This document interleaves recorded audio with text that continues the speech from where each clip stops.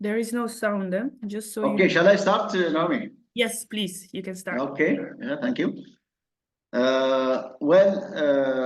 My topic of presentation is interpretations of Ethiopian art and the cultural management. In this paper, I want to show the links between study of Ethiopian art and the conservation efforts or the management aspects of the heritage.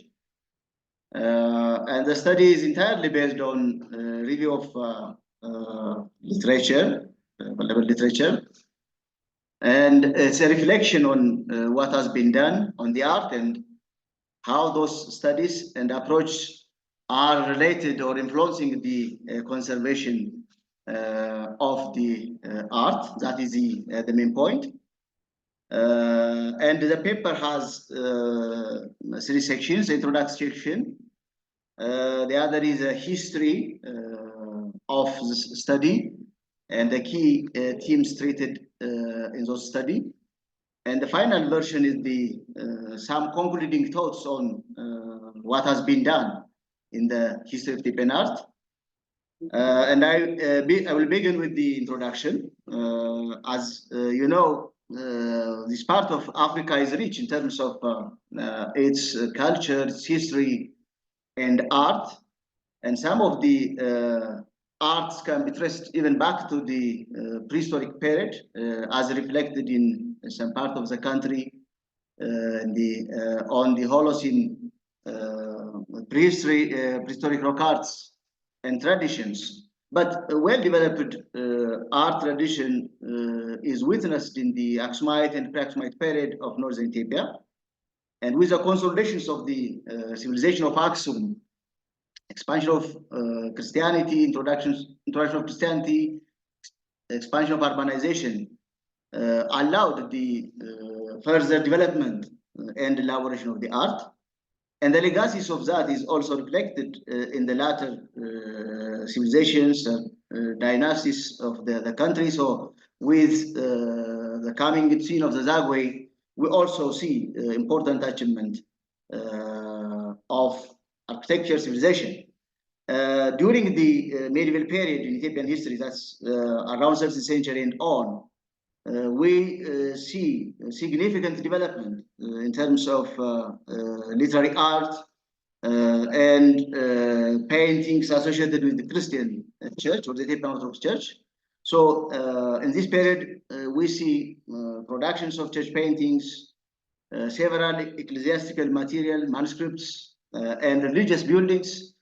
And the tradition of this continued more or less uninterrupted to the modern period. And all this development makes the region so unique and vibrant in terms of its cultural heritage. At the same time, this heritage attracted many scholars into the field and have produced about significant accounts on the history of Ethiopian art. So Ethiopian art has been or has gained immensely scholarly attention and academic inquiry, mainly by professionals from the Western world. And as I said in this paper, I will review this study and how it's related with the management of the art, which has attracted so much interest and attention among scholars. Well, this section deals with the history of research, as I said. And I therefore start reviewing the literature and research and interest in Ethiopian art is very old, which could be traced back to the accounts of travelers and missionaries to Ethiopia. But they referred, though continued on and off, eventually led into the development of more scholarly research in the country. And the academic and scholarly research on Ethiopian art, however, is not as such old and recent. So succeeding decades of the mid-20th century and then after produced or witnessed great interest and involvement in the study of Ethiopian art, mainly by foreign scholars. And their efforts, in addition to the study, resulted in the establishment of institutions and departments even in the study and collections of Ethiopian art. These scholars also investigated various themes and issues reflected in the art and produced significant piles of literature in the field. When we look at the summary of all this, for example, in the international journals and proceedings done on Ethiopian art, we can identify themes, approach, and significant, specific findings related to Ethiopian art. So, a review by some scholars shows that Ethiopian art is mainly related to the church and church history. For example, in the 1986 conference, topics related to Ethiopian Christian art and traditional art, popular art, were discussed. More importantly, the Christian art was dominant in the papers presented. In the 1990 conference, in addition to these main themes, other themes like coinage, contemporary Ethiopian paintings, popular art, and some sculptures and architecture from few selected areas in the Rift Valley region and Omo area, Gurage area, and also in the Oromo was studied. The 1999 conference focused on Ethiopia's relation with Portugal, particularly following the Portuguese mission and arrival of Portuguese clergy to Ethiopia.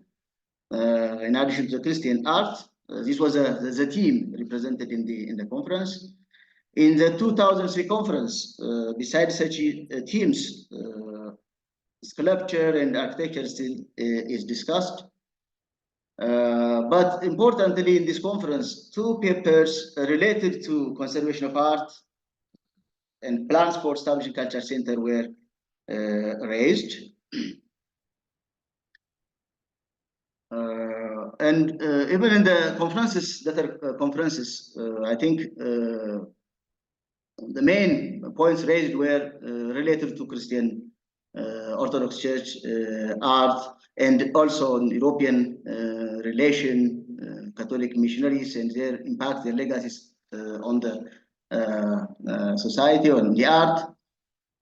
So thematically, the papers were mostly centered on investigating the influence and enduring legacies of the Catholic Church, particularly in the last conference, the conference of 2005, on Ethiopian architecture, urbanism, and so forth.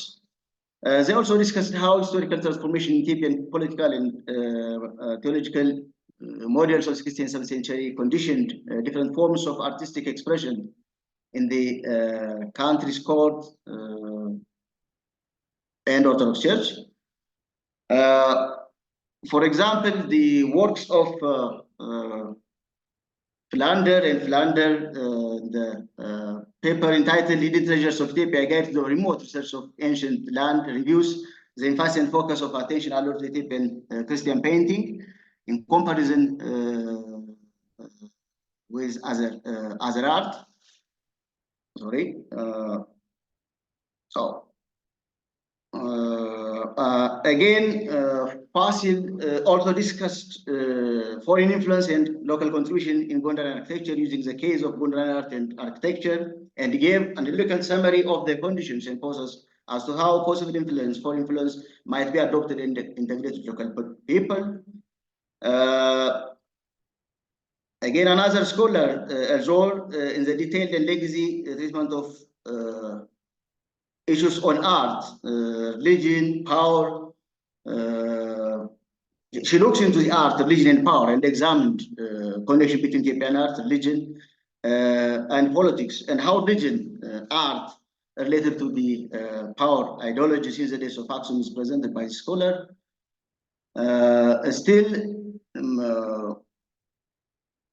She discusses the motives.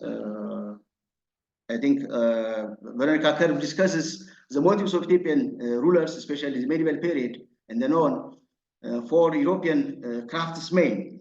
The motives behind their demand is related to I think ideology, prestige, or establishing that kind of things. Tanya tribe also dealt with palace space and representation in Gondarian period, especially in the post-Grime and dry period. She examined the issues in the context of intensified Ethiopia's exposure to European artistic sources due to increased European contact and presence in the country, and including the Jesuits. Lengthy review and treatment of Ethiopian painting was also provided by Stan Slow, who presented a critical summary of studies on Ethiopian church painting conducted from around the 1950s onwards. And the key points of the paper focus on periodization attempts made by different scholars on Ethiopian church painting, discussed how the issues of modernization made on church painting was dominant themes, particularly in the past. Again, both emphasizing on eliminating masculinity and mural paintings, presented an interesting overview and century of research on Ethiopian art, focusing on church painting. Again, Baiso explored contemporary Ethiopian paintings through contemporary painting. Though contemporary painting appeared in traditional style, she explores the concept of contemporary modern Ethiopian art and how this art changed in context of urban setting, including the way how the artists were educated, how the artist has changed in style, technique, and iconography, and functions, including the sale of the art for the tourist market. Other scholars like Revers offered an extensive survey of the rock art churches and their architectural and artistic achievement. Medieval, Lasta, focusing on there around Lalibela and also to Tigray.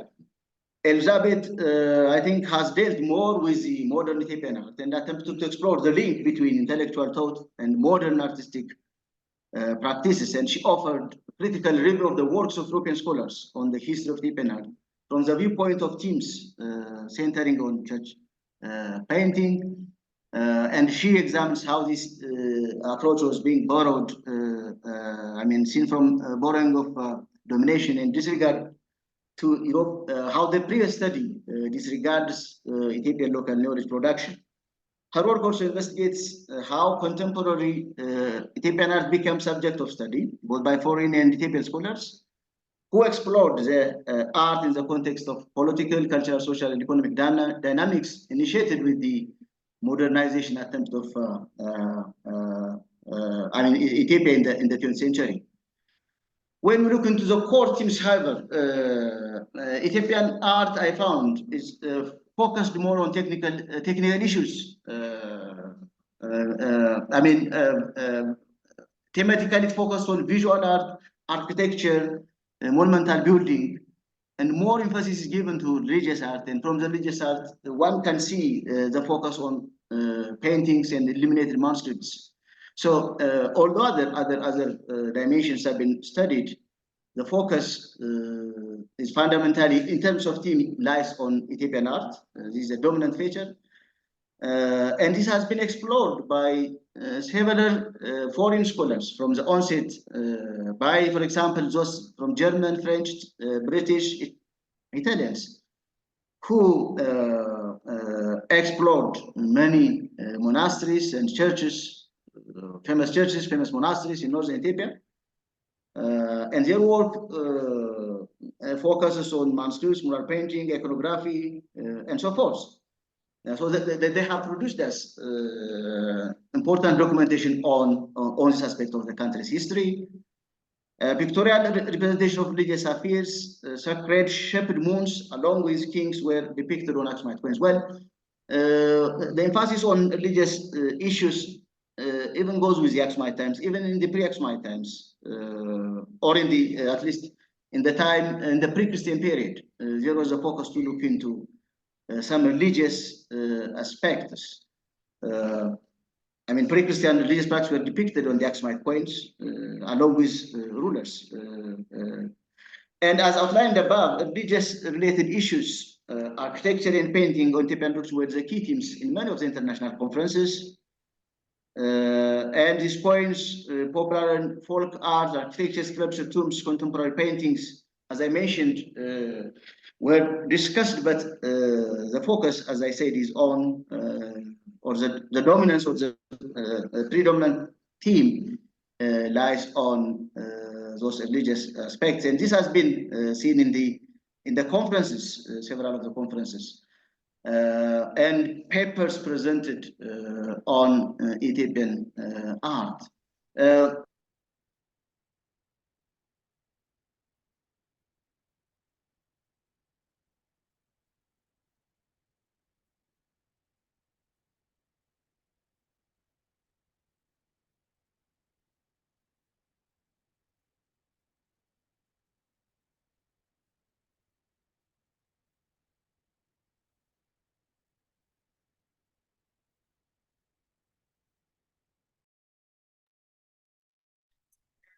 Power cut. Maybe internet, something happened with Dr. Kadifi. Let's wait a few minutes. They're trying to restart. Okay.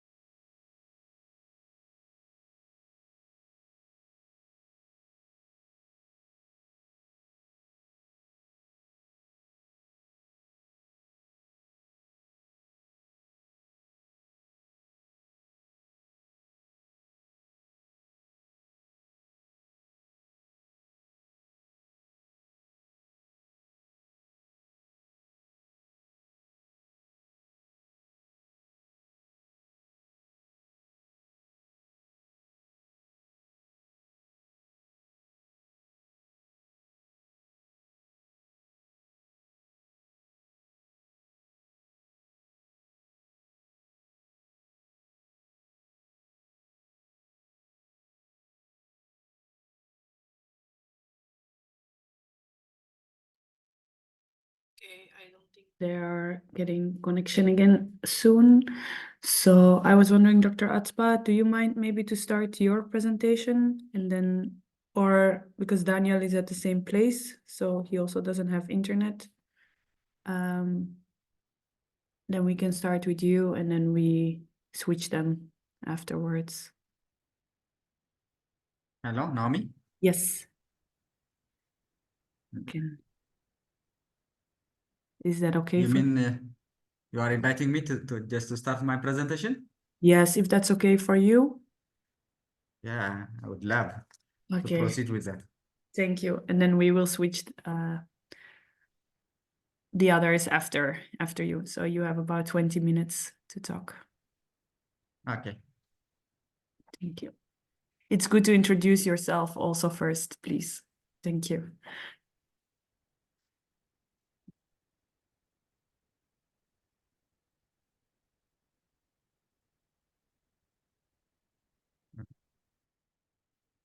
Can you see my slide? Yes, if you can make it big, then I think it's perfect. Yeah.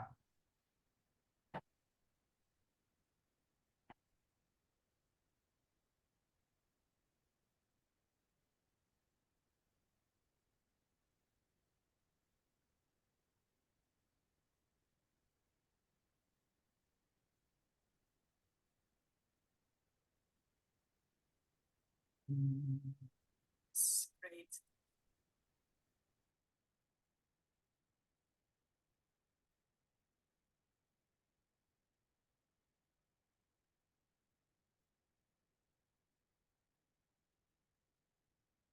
Okay, shall I proceed? Yes, perfect. Go ahead. So, this is Atsoha from Tigray Culture and Tourism Bureau. Mainly, I'm from the University of Mekelle, among the public universities in Ethiopia. And with the new arrangement after the agreement of Pretoria, I'm the cabinet member of the interim government in Tigray, being placed in the position of head in Tigray Culture and Tourism Bureau. And I would love this to share some activities we are going through just in the last 10 months after I have been to this position. So it's about just trying to recover from the problem happened to heritage in the region after the war in Tigray. So initially, I would like to appreciate the efforts Naomi and Belai made for bringing us to this very nice and timely community talk. And I really appreciate the commitment of your good institution too. I will share just some information about the pre-war situation in Tigray. I will try to show what happened to the heritage in Tigray due to the war. And I will try to show you what are the measures we are just trying to do in order to sustain the heritage at risk. And we'll try to show how we are doing our best to resume our loyal and old partners and trying to knock the door of new ones. And we have some expectation from partners who are interested to work with us in heritage issue. And I would have also some recommendations for partners who love to work with us, who love to collaborate in heritage issue. So just simply to give a few information about where Tigray is, who Tigray is. Tigray is one of the regional states in Ethiopia. It is the cradle of Ethiopian ancient civilization. It is home to the oldest human settlement in Sub-Saharan, which was just founded with the help of archaeologists in Addis Amati. It is the gate of the three big religions in Ethiopia: Christianity, Islam, and Judaism. All these religions were introduced to Ethiopia through Tigray. Tigray is home of more than 660 rock-hewn churches with very lovely and magnificent paintings, architectural styles, and so many creativity and innovations depicting the sophistication in just handicraft in the ancient time down to our period. It is home to the globally longest and heaviest standing monument, the Aksum Monument or Aksum Stele. It's also the home to the oldest parchment in the world, Abuna Garima Gospel, which is found in Adwa and dates back to the 5th century AD. It's home to the first monastery in Ethiopia called Devre Damo, and it's placed to the first Hijra and the first mosque in Africa and the second one in the world, the Al-Najashi Mosque, unfortunately damaged during the war. And it's the home to the first church in Ethiopia and the haven of the Ark of Covenant in the globe, Aksum Tzel. And the first modern school was also started in Ethiopia, specifically in Tigray, in Europe, Warada, which is around the border of Eritrea. And it's home to the oldest sub-Saharan standing structure, Yaha Temple, where an active archaeological project is there, led by Dr. Iris. This is all about some information about Tigray and its unique potentials. So in the pre-war time, in Tigray, there was regular heritage preservation and restoration activities. There was an effort to construct church museums to preserve movable collections. There was an effort of conducting inventory of movable heritages and identifying their status and planning to conserve them. There was around 14 active archaeological projects with very nice partners from Europe, from America, and some from Asia. There was very nice efforts of digitizing heritage collections, and there was efforts to identify potentials to be nominated in UNESCO, and a very nice effort was dedicated to 3 sites. And these were just some efforts just related to heritage preservation, conservation, renovation, registration, and related activities before the war. But it was really bad time just to remember what happened to Tigray in the last 2 years. We faced a very serious loss and damage in the heritage, and I will just simply show you only few examples exactly showing what happened to heritage due to the war. This is one of the seriously damaged historic church in Tigray near Al-Najashi Mosque. It was intentionally destroyed during the war. This is Auna Pentelian Monastery in Aksum, dated back to the 6th century and founded by one of the 9 saints who came to Ethiopia just from many countries, including from Syria. And this place blended the history of pre-Aksumite, Aksumite, and post-Aksumite parades, and it was because of you can see in the picture of just the right edge that it was just a battle front and shot by many bullets, and finally the eastern facade was slided, and it put this heritage at risk. And I do have good news for that. I will come to this later. This also another church, the first church which was destroyed by the Eritrean forces around Zalambasa because of its geographical proximity to Eritrea. Just immediately when they crossed the border of Tigray in November, they immediately destroyed this historic and religious site. This is another one in Adigrat, a Catholic church in Adigrat, being destroyed and looted by armed forces. This also Devre Damo Monastery, the first monastery in Ethiopia, and the first place where monastic life was exercised, and it was intentionally targeted. The monks were disrespected, and just the shilling conducted just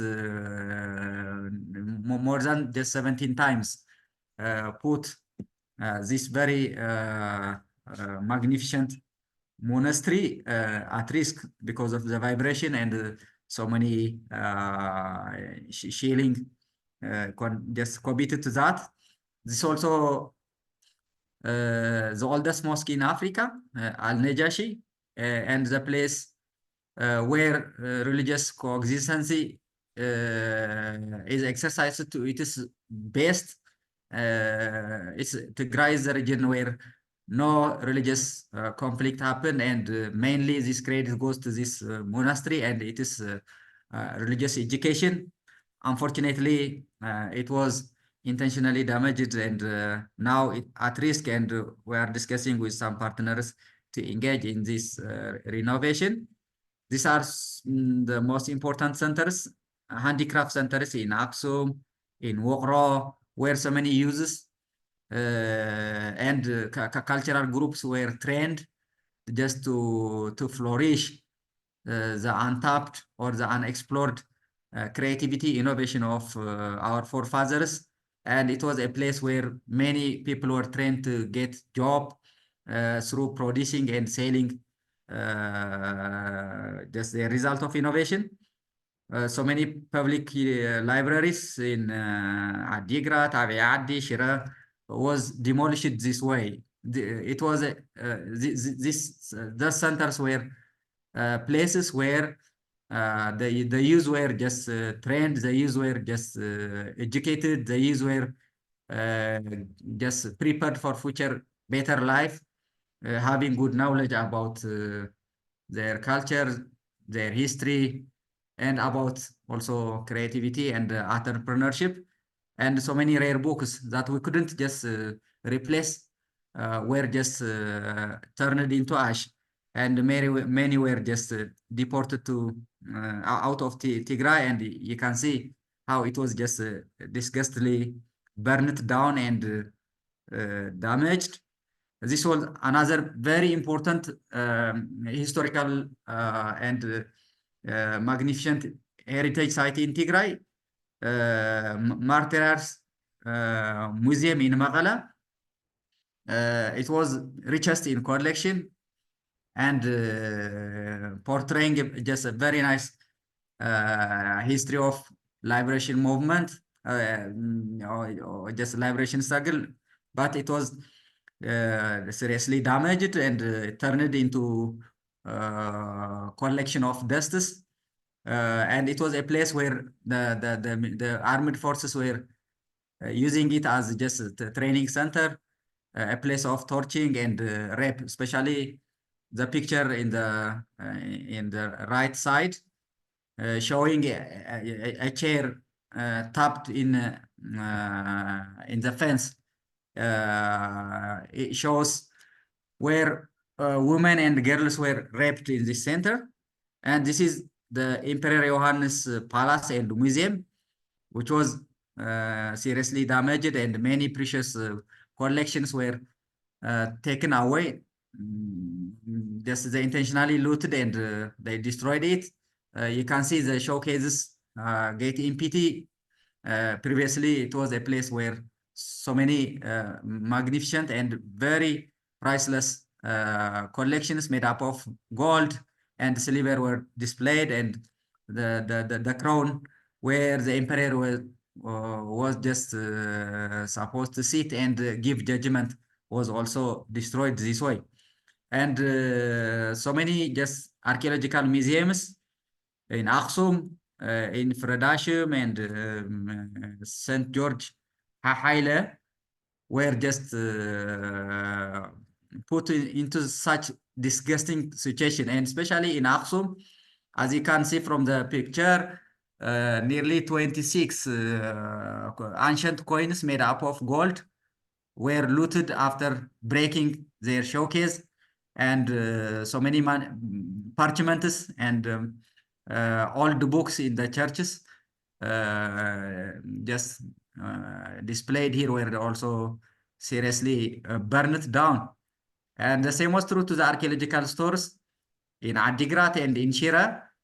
Our partners from Toronto and from Hamburg and the German Archaeological Institute, they put their collection in temporary stores and they left Tigray because of COVID. And it was sad to talk that during the war, the stores were just accessed by armed forces, and they intentionally destroyed, and they totally just dismantled everything, and gates is upside down. And so many World Heritage sites in Aksum and Yaha archaeological sites were turned into this situation.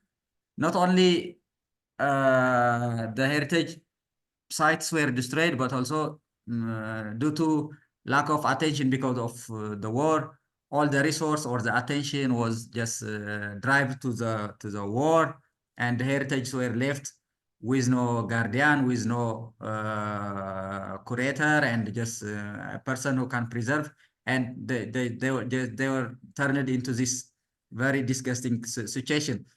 Just simply to show you how just the war affected Tigray heritage, how affected such heritage which have just very universal outstanding values, equally important to the people of the globe, Ethiopia, Africa, Tigray.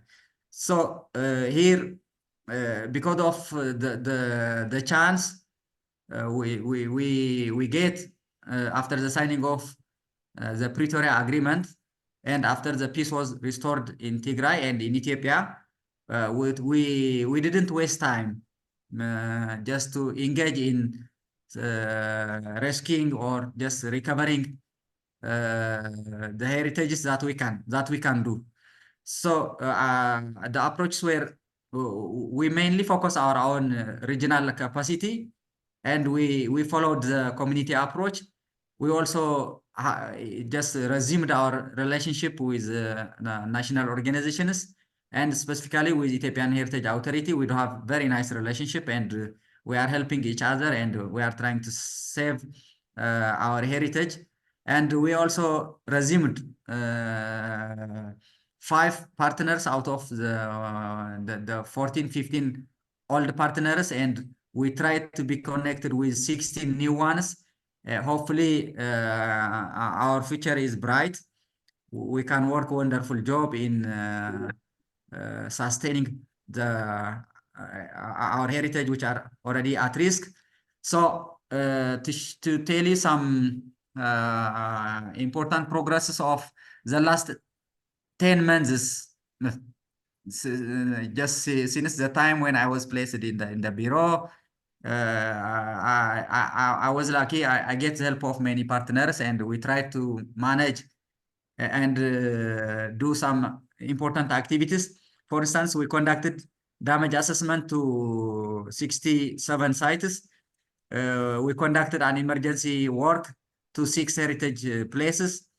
We arranged just a restoration activity to 10 heritage buildings, and we resumed 5 of the 14 old partners, and the remaining one are just still interested, and they are waiting for good time to come and to continue their project here in Tigray. I'm so much grateful for the one who immediately respond our email, our video calls, and our official letter invitation, and we are also hopeful the remaining will come, and we get connected with new partners as just nearly 16 and we do have submitted just 10 project proposals because we are not just ready to waste time just to miss opportunity and we didn't tie our hands and waiting someone to do such heritage restoration activities as professionals. I'm from the Institute of Ethiopian, from Institute of Paleo Environment and Heritage Conservation from Maghara University. My institute have good experience. I'm working with very nice colleagues. So as professional and being just a leader in the bureau and a member of the regional interim government, I'm responsible just to attract partners through writing proposal, and we submitted 10, and lucky enough we got positive response for the 3, and expecting the same to the remaining 1. We start through giving capacity building on heritage issue. We delivered 6 trainings. Of this, the 2 were given by the Ethiopian Heritage Authority. I'm so much grateful for their commitment in helping us building the capacity and motivating the staffs working with me. These are some regional initiatives and achievements so far I can share with you. As I explained it before, the Aune Pentelian, among the oldest heritage sites, blending the history of pre-Aksumite, Aksumite, and post-Aksumite historical development. It was at risk because of sliding. It is placed in a very fragile setting, and it was with consultative workshops, Zoom meetings, engagement of universities, and using the wisdom of our elders that we try to develop concept note, to consult even companies in our region, and finally we saved it, and we try to integrate the Aksumite building style. And I'm also thankful to the just higher institutions located in Tigray and my people. It was conserved just with no financial support from any donors. It was community-based approach, and the first challengeful assignment to me since I was placed in this position. This is another very fragile and very challengeful conservation area in Aksum World Heritage Site. It's a museum, and the first pictures indicates the flooding because of drainage, because of the vibration following the shielding of Aksum World Heritage Site, and the next pictures indicates just the intervention. Just we professionally approached it, giving much focus to the authenticity, integrity, and sustainability. And we engaged universities, we engaged elders with good indigenous knowledge of conserving heritage. Me as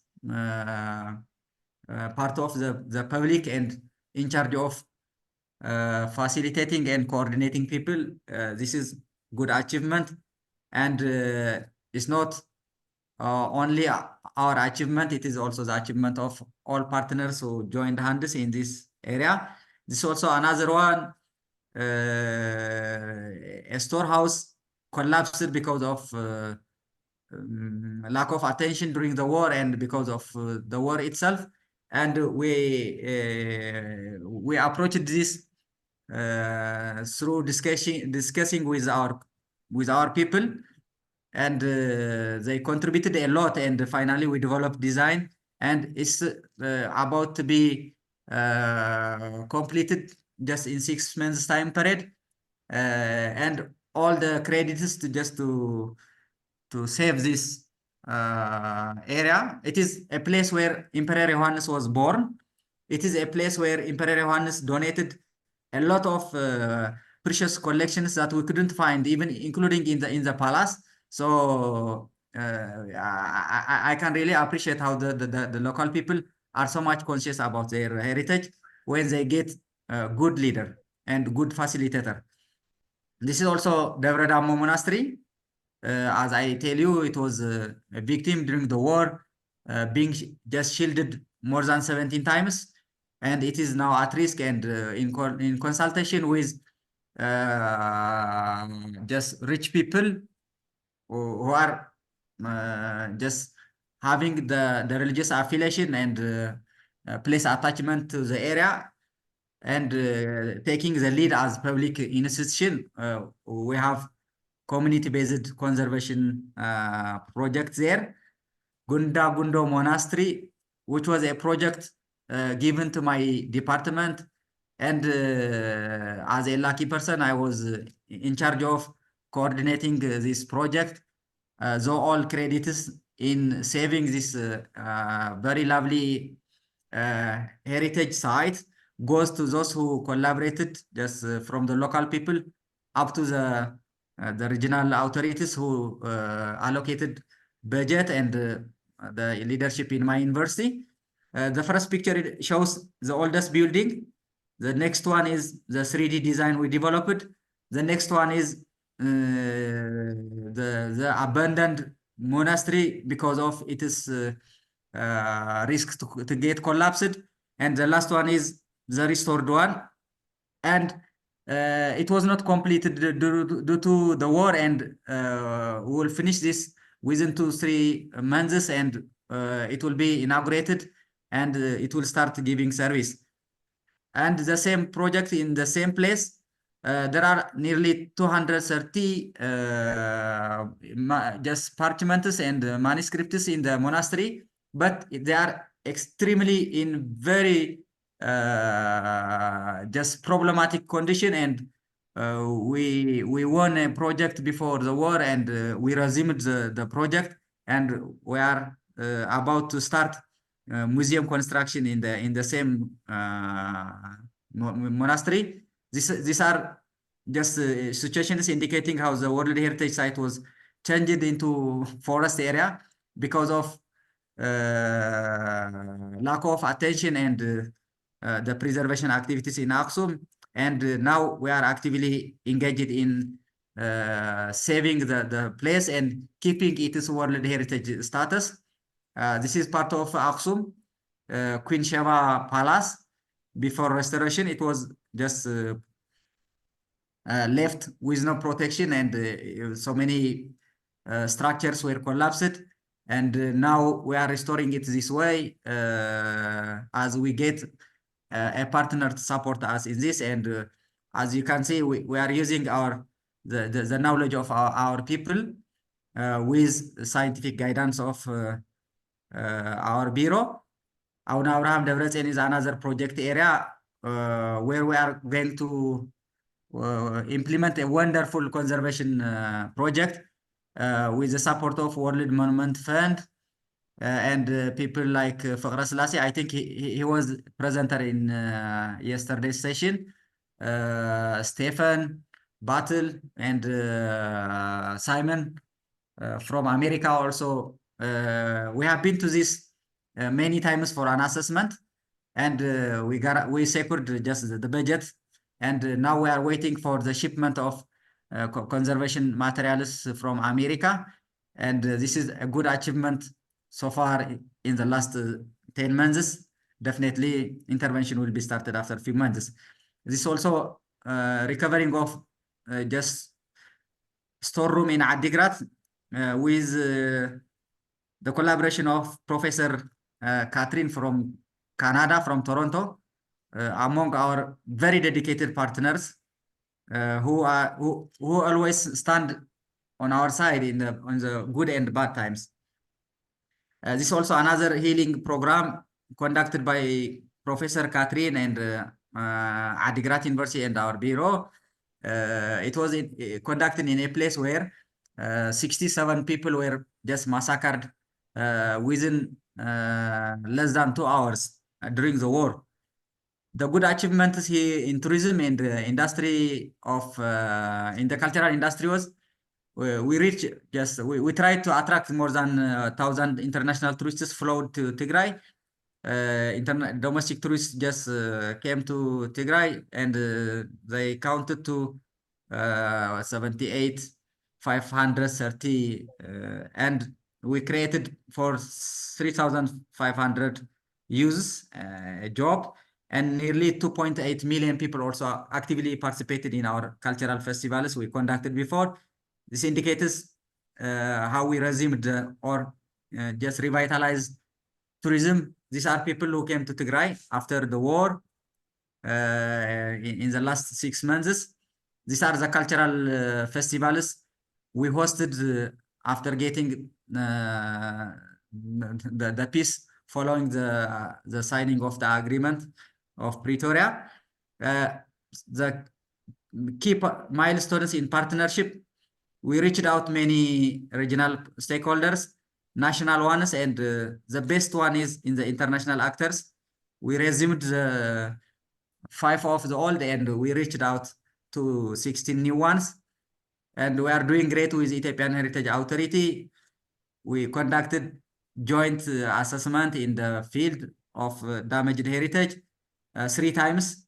They conducted capacity building training with us jointly in Magala 2 times, and they granted us 4.9 million for the heritage emergency works in Aksum, and so much grateful for the commitment they showed us. We are working in a very nice and very dedicated manner in international partners. As I tell you, with the new and with the existing one, you are among the one. Hopefully we'll do just best things in the future. Professor Catherine was the first comer to Tigray after the crisis, and we awarded her with a certificate of recognition, and she was nervous to be just rewarded thanks, and she came 2 times with project, 1 time for simple observation, and we are also waiting her for the fourth time to come with tangible project. These are some just partners I hosted at my office, showing you how we are closely and honestly working with partners. Our challenges are we didn't exhaustively just documented the heritage damage and loss. There are improper conservation practices by the local people because of our delay, because we have no budget, and we didn't just conserve the heritage which is damaged by the war. And as they just spend more time and looking at their heritages just deteriorating over time, they are forced to just intervene by themselves, and it is not scientific and proper and professional one, and this is also totally against the principles of heritage conservation. And there are also some rushes for replacement of the old with. Am I done with my time? Yes, but try to finalize it, Doctor. Okay, Thank you. only 2 slides. So these are the challenges. The deterioration is still also going, and there is also lack of quick emergency measures. Yeah, our expectations are on capacity building, both virtual and face-to-face. We are looking for heritage inventory and database, especially in e-heritage. We are looking for financial and technological support to the heritage rescue or recovery. And we are looking for joint project proposal and fundraising, joint publication, and some equipment related to the documentation of the damage and preparation for the conservation. We do have good enabling environment. Peace is restored in the region. So many embassies are promising us to lift their travel ban advisory. Hospitality of the people and hardworking culture is intact. There are some good local capacity with promising tangible results, and I tried to show you a few.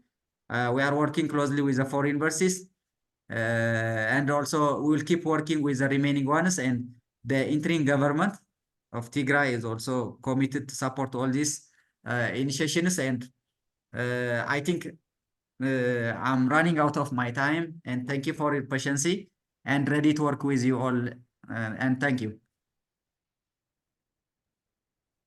Thank you so much, Doctor. It was a really interesting presentation. I think many people have learned a lot about this today. And maybe you've seen it also only for the very first time. So I see already some questions coming in. We will have 5 minutes for questions. So Shimels is asking, thanks, Doctor. It is very interesting presentation.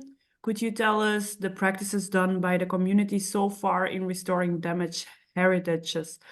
Have you clearly identified the types of damages on the rare books? Thanks once again. Yeah, Shimels is specialized in parchment, so maybe you can elaborate a little bit on that.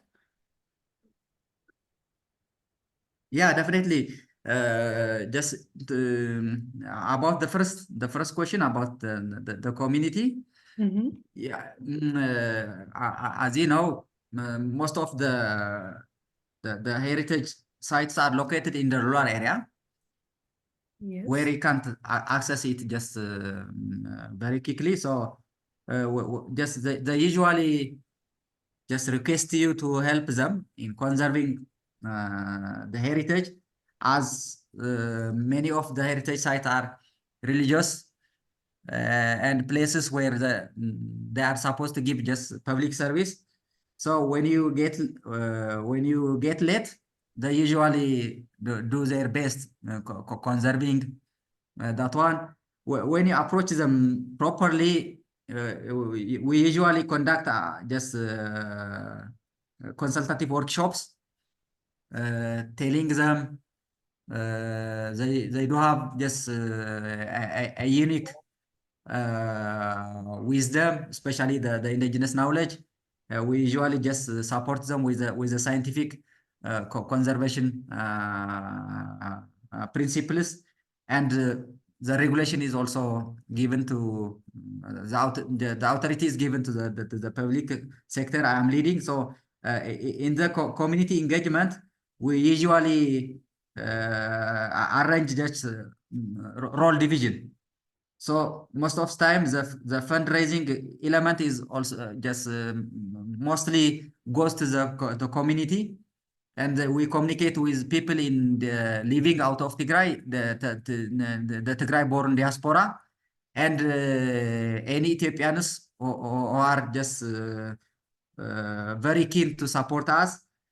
We usually took the development of the conservation, the conditional assessment, the development of bill of quantity, the preparation of working document for the conservation, the phases, the evaluation and the monitoring and evaluation approaches are also given to university professors and conservators, and the regulations, the facilitation, and related decision are also given to the public, which is the government, and I am here to handle all this. So through this way, we usually conducted. We believe local solution matters a lot. We are looking for what we miss. We do something what we can. We look for something what we miss, and it is in the very inclusive and participatory decision making and role division that majority roles are covered by the community, and they feel so happy and with very strong sense of ownership.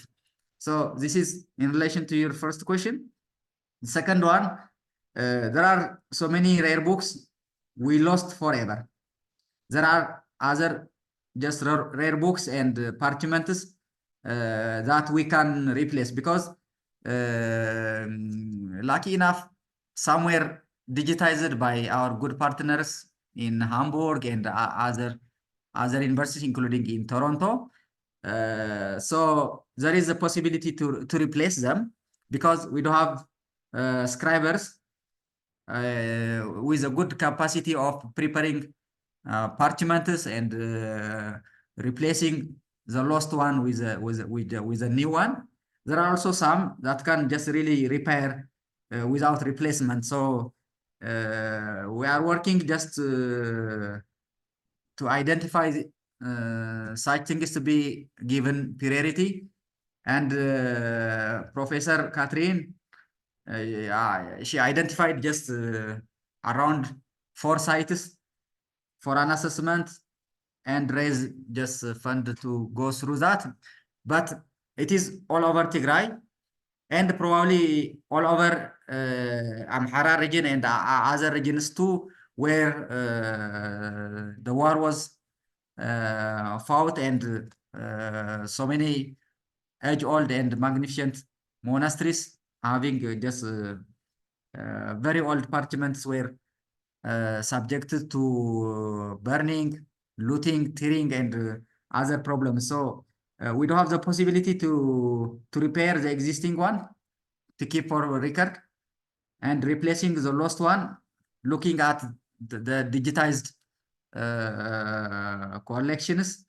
Maybe through this way, there are a possibility of intervening and coming up with something very promising result.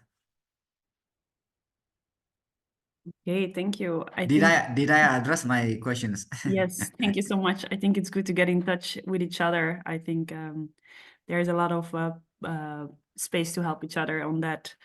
Then I have one more quick question from Professor De Kock. He's wondering if you collaborate with, he's from the University of Antwerp, by the way.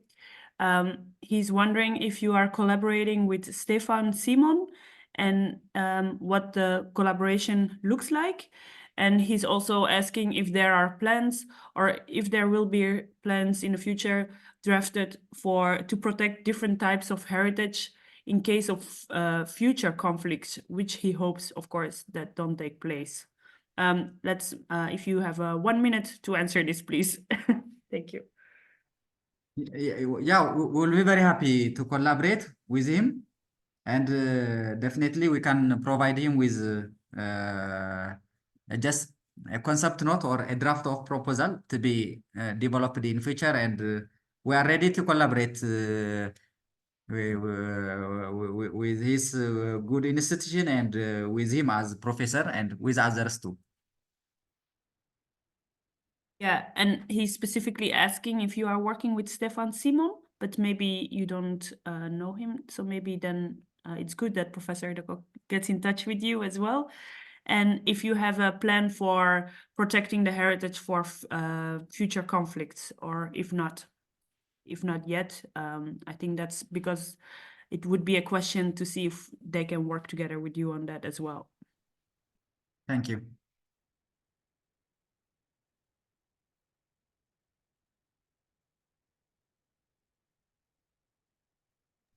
Okay, Dr. Asbat, thank you so much for your presentation. I would definitely have a look at the chat box because many people are congratulating you on your work and your efforts. And I'm sure many people would love to stay in touch with you and see how they can work together. So we will share also the comments as well afterwards. Thank you, Naomi, and thank you all for listening. I see that Professor Ababa, you are back, Dr. Gaddafi. Yeah, we're back now. Yeah, the internet is on. Thank you. If you like, you can continue your presentation. We have a little bit less time, but if you can do that in about 15 minutes, that would be wonderful. And then the people can also ask you a question.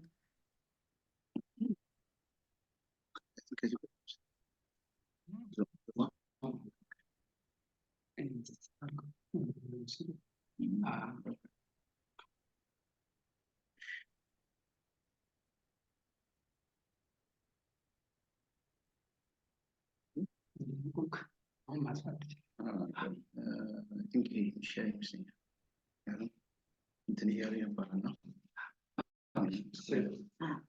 Okay, thank you, Naomi.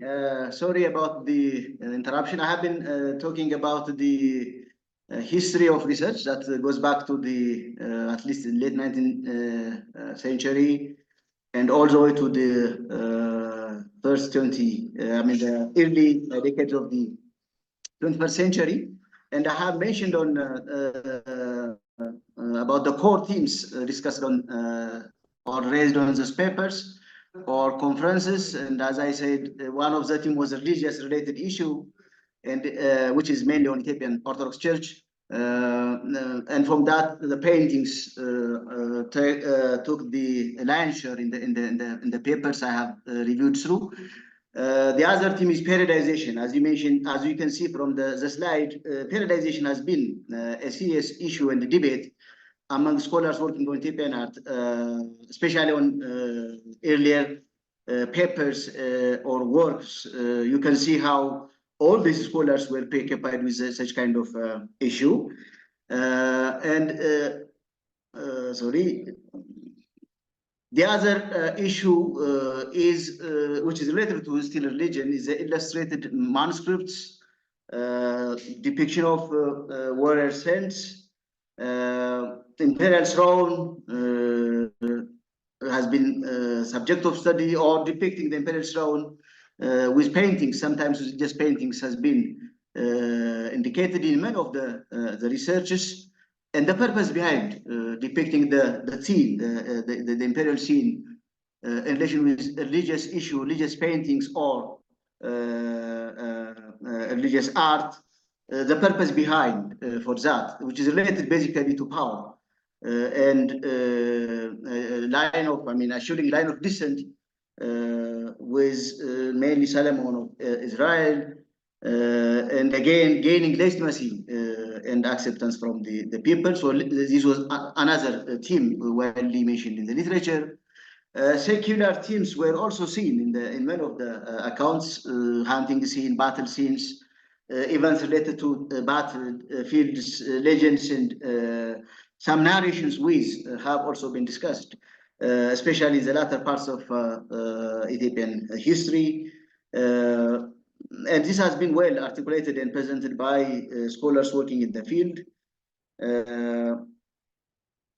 And the other theme often dominates the literature, as I see there, is the foreign influence, the issue of foreign influence, or themes and ideas borrowed or introduced to the Ethiopian art has also been well researched in the research. You can see a group of scholars who dealt with this kind of issue across several periods of Ethiopian history, and influences from several groups, especially in the Mediterranean world, including Egypt and the Western world, especially the Christian community or Christian nations, because of the relations that the Christian state had, especially after the 15th century. Access to that kind of interaction. Of course, that interaction goes back to the Aksumite period. And as a result of that, there are issue of influence, issue dealing with ideas imported, themes incorporated into Ethiopian art, especially with the Ethiopian Orthodox Church. So this has been widely discussed, widely researched. If you look in the period of Aksum, if you look in the Bundrain period, with regard to the style, the form, the technicalities, and so forth, and classifications of the art based on the style was, have been a point of interest among scholars. You can see all these scholars who are actively involved in this kind of debate. Not only the issue of influence, however, has been treated there, but there are scholars who nowadays, in particular, questioning the influence, the degree of influence, the local element, how the local and the external elements were integrated. So there are scholars now questioning the mere unidirectional or one-directional approach of looking at Ethiopian art with the outside relations. So nowadays, especially in the last few decades, there are distinguished scholars who challenged, questioned that kind of view, and proposed either the integration, and even there are some like Alexander, I think, who proposes the other way around influence of Ethiopian art. You can see, for example, the works of earthworms, crabs, and others who, and also Pineran, and also Philipson. If you look at that kind of, work on this kind of issue, you can find this kind of debate. More of this emphasis only on the external element imported into or integrated into Ethiopian art has now been questioned, and a new synthesis is, of course, is emerging. So these are the issues, for example, who questions that kind of debate. For example, Flander in Flander, again, the account by Fasil, who narrates the process, how selective adoption and the gradual integration of foreign technological elements and ideas of modern architecture is dealt well. Very the same issue of questioning on that kind of argument has been proposed, taking into the local roots of the Gondarian architecture with that of Tigray and that of Wollo. And even she questions the additions as if not of direct copies, rather they are of with modification and so forth. So these views are what I have gone through a review of the Ethiopian art, the interpretations, the themes, and so forth. So what lessons or what issues can be concluded from these work? What are the major remarks that one can see from this study? So Ethiopian art history, on the basis of the available sources, can allow us to draw some general understandings and insight about the trends in the interpretation of Ethiopian art and its management. Ethiopian art has been the subject of study or inquiry among scholars. One clearly understands that Ethiopian art studies initiated by the Europeans or by Western scholars, mainly from the Mediterranean world. And one can also see increased interest since the early 20th century attracted Western scholars who traveled even to some inaccessible and remote non-historical sites, monasteries, and churches. That eventually led to the establishments of, or their effort led to the establishment of institutions and departments working with Ethiopian heritage. They also have provided us with enormous contributions in the collection and documentation of the country's valuable movable heritage. There are collections abroad or in the country, in the National Museum, in the Institute of Ethiopian Studies. Having said that, based on the review of these works, it's possible also to develop some general reflections about Ethiopian art history and management. What the literature tells us, or if someone reads the literature, what impressions can he develop about the art and the study of the art and the management? So I have tried to see these kind of things. One is Ethiopian art is viewed predominantly are religious and religious related, specifically Ethiopian Orthodox Church and church paintings as being the most dominant feature. Research endeavors and the exhaustive investigation of Ethiopian church art tends to imply the tendency to ignore other aspects of the country's art. If you look at the literature and found out here and there about religious issues of the Ethiopian Orthodox Church, or something related in one way or another with that, then it gives you the impression that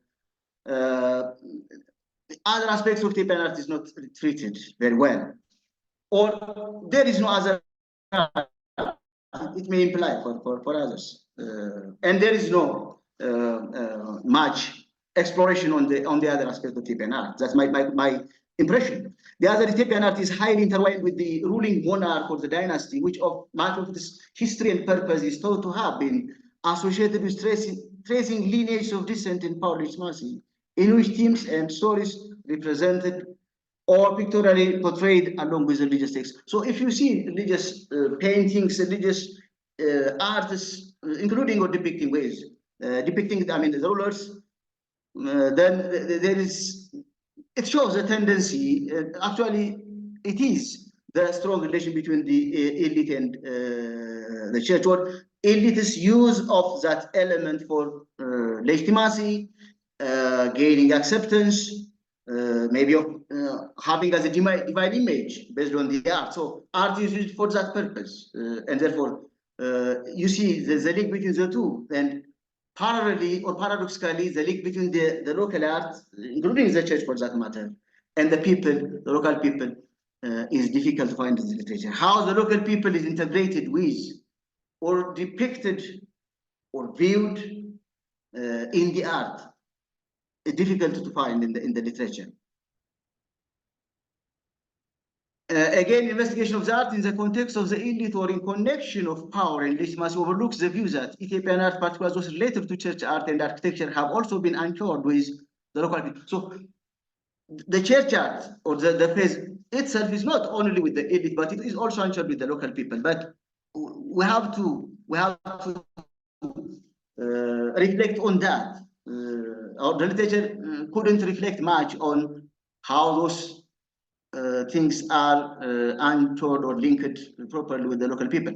Research on Ethiopian art shows emphasis on northern part of the country. The geographical focus on the previous research. So that art from the north, basically on northern Ethiopia, including the Amhara region, are better researched than the other part of the country. Hence, north-centered and approach, and this has implies a geographic limit of most of the research on Ethiopian art. Viewed from a methodological point of view, Ethiopian art has been investigated mainly from perspectives of form, technicalities, and style.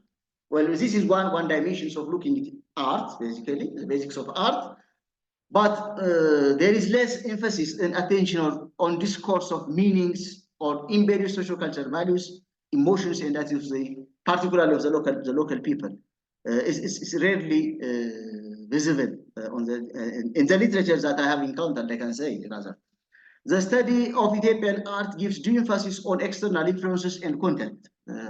Overemphasis on external influences or sources to Ethiopian artistic elements overlook local creativity, knowledge, and understanding about. And these issues can have implications on the conservation of the art because they may tend to give, for the reader, for the lay reader, may tend to give the impression of theirs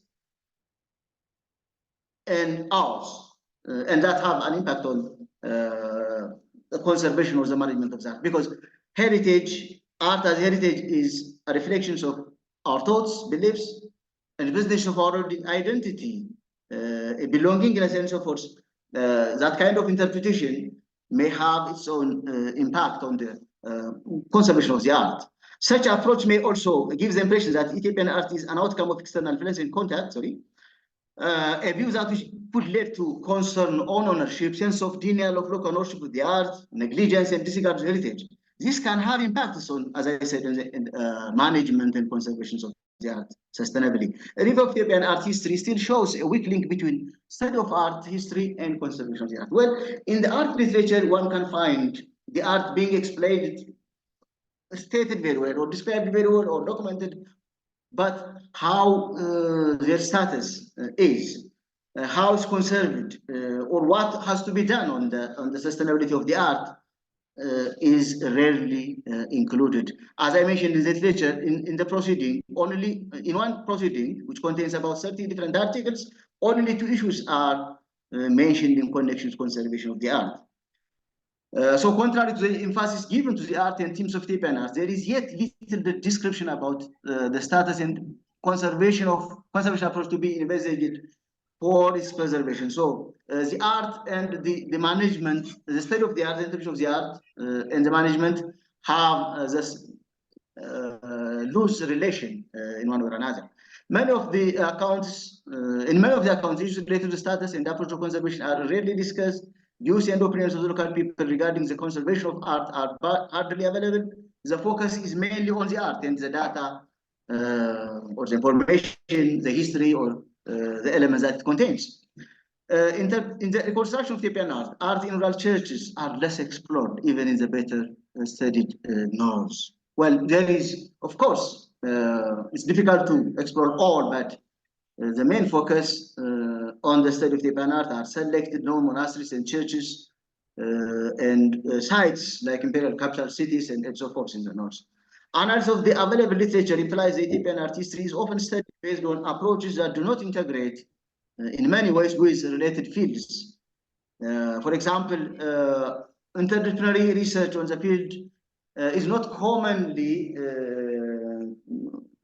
interdisciplinary research is not common in many of the literature. Either the art historian or the architect, this kind of thing. So a combination of ethnographers, art historians, conservators, perhaps archaeologists, especially in dealing with contested issues in terms of date or chronology, ethnographers are, I mean, it's difficult to find many literature involving this kind of approach in the study of Ethiopian art. So experts from relevant related fields, including knowledge of elders and clerks, could rather be important to address and better understand some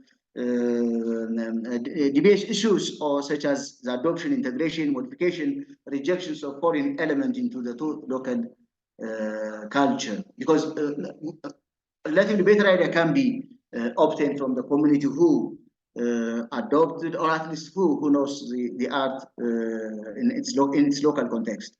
Integration of art study with historical archaeology, as I said, is rare, but this kind of approach is important to address at least temporal dimension, because defining the art in terms of time is possible through technical studies and so forth, through the components of art. But use of historical archaeology or approach that allow proper dating of the site can better understand several of the issues raised in connection with, for example, introductions of ideas, development, evolution, and so forth. Proper utilization of local knowledge can be useful approach in the conservation of the art. Well, conservation should include also the local people. Conservation first without entertaining local people may not last long, because it is the local people who are the owners or the immediate custodians of the art. So that must be incorporated, but in many ways, local community has been rarely or inappropriately communicated about the objectives and relevance of studies to their heritage at large. This is just my reflection based on the available sources I have. But I found interesting lesson or case example from the works of Paul Hans, who visited a monastery, rural monastery in East Gojam during the Haile Selassie's era. He evaluated the site with its interesting 18th century painting, and he communicated with the people about the need for changing the roof and some of, the need for restoration. And he began to, I think, organize people, get support for that. And after some time, I think after around the end of the Derg era, he came to the area, but he found the church reconstructed, but the painting lost. And he reminds the importance of communicating the objectives of conservation, the objectives of the study in the field. That kind of thing should be addressed very well. The other is lack of integration between researchers on Ethiopian art and local staffs working in the field. I think, as Dr. Azma said, there is a good relation and integration of local staff with foreigners, but in the literature, in most cases, I couldn't find that kind of interaction or integration. And even some of the conference participants on Ethiopian art strongly stressed on the importance. Even they signed a sort of agreement among themselves to have such kind of partnership, I think on the 5th International Conference. But that integration, capacity building issues had some gaps that needs to be underscored for the sustainability of the project, and for producing scholars, young scholars who are very equipped with the theory of conservation, theory of art study, and the practical aspect of conservation. I think in many ways, in the Ethiopian case, practical skills on conservation, practical knowledge, even the equipment for that is not as such well developed and advanced as in Europe, and therefore the lack of scholars. Okay, I'm just finishing. This is another gap I see in the literature, and we have to look on that practically. In conclusion, approach of study on Ethiopian art, I found from the literature doesn't seem well integrated with the management of the art, and future research and conservation program should consider some of the listed remarks so that the art heritage can be preserved with sustainability. There are photos that I have from the field, this kind of photo, which indicates the status of the heritage. You can see how this is being damaged. You can see this. You can see how this is damaged and being faded. You can see this as well. This is an interesting picture that my student sent me from the area around Magdala, which I couldn't have in literature, but it is taken from the field in the area around South Wallo in Magdala. The same picture is something about rock art. This is also my student who sent me the status of the paintings. I think it's a painting on an umbrella like material that contains religious figures, the apostles and so forth. But it has been damaged to this extent. You can also see this thing. These are the paintings from different areas, by the way, from the Lake Tana. Some of them are from Lake Tana, the Orakidambet, which is famous for its painting. Some are from the area around Wollo that I have. Yes, you can see this status of art, how they are being damaged. This is an interesting picture. These are, I think, ruin of the castles, perhaps built during the Gondarian period. And they have relations with Gondarian architecture in the literature, but some of them are lost. They are found in Stigojam. Sorry, Dr. Gadab. Yeah, these are. To wrap it.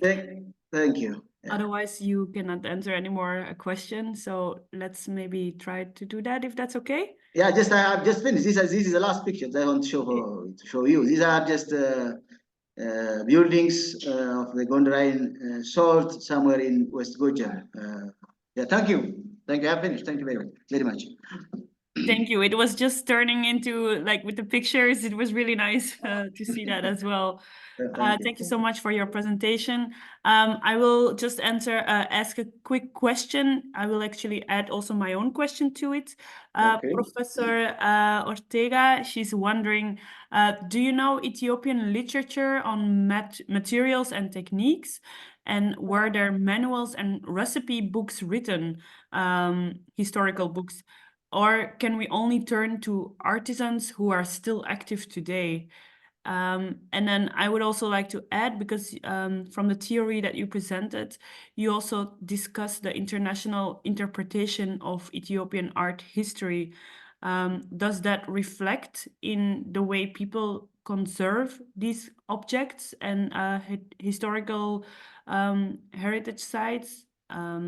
Because if the international perspective is becoming the leading one, I assume that also the treatment of Ethiopian art history also is performed in the same way.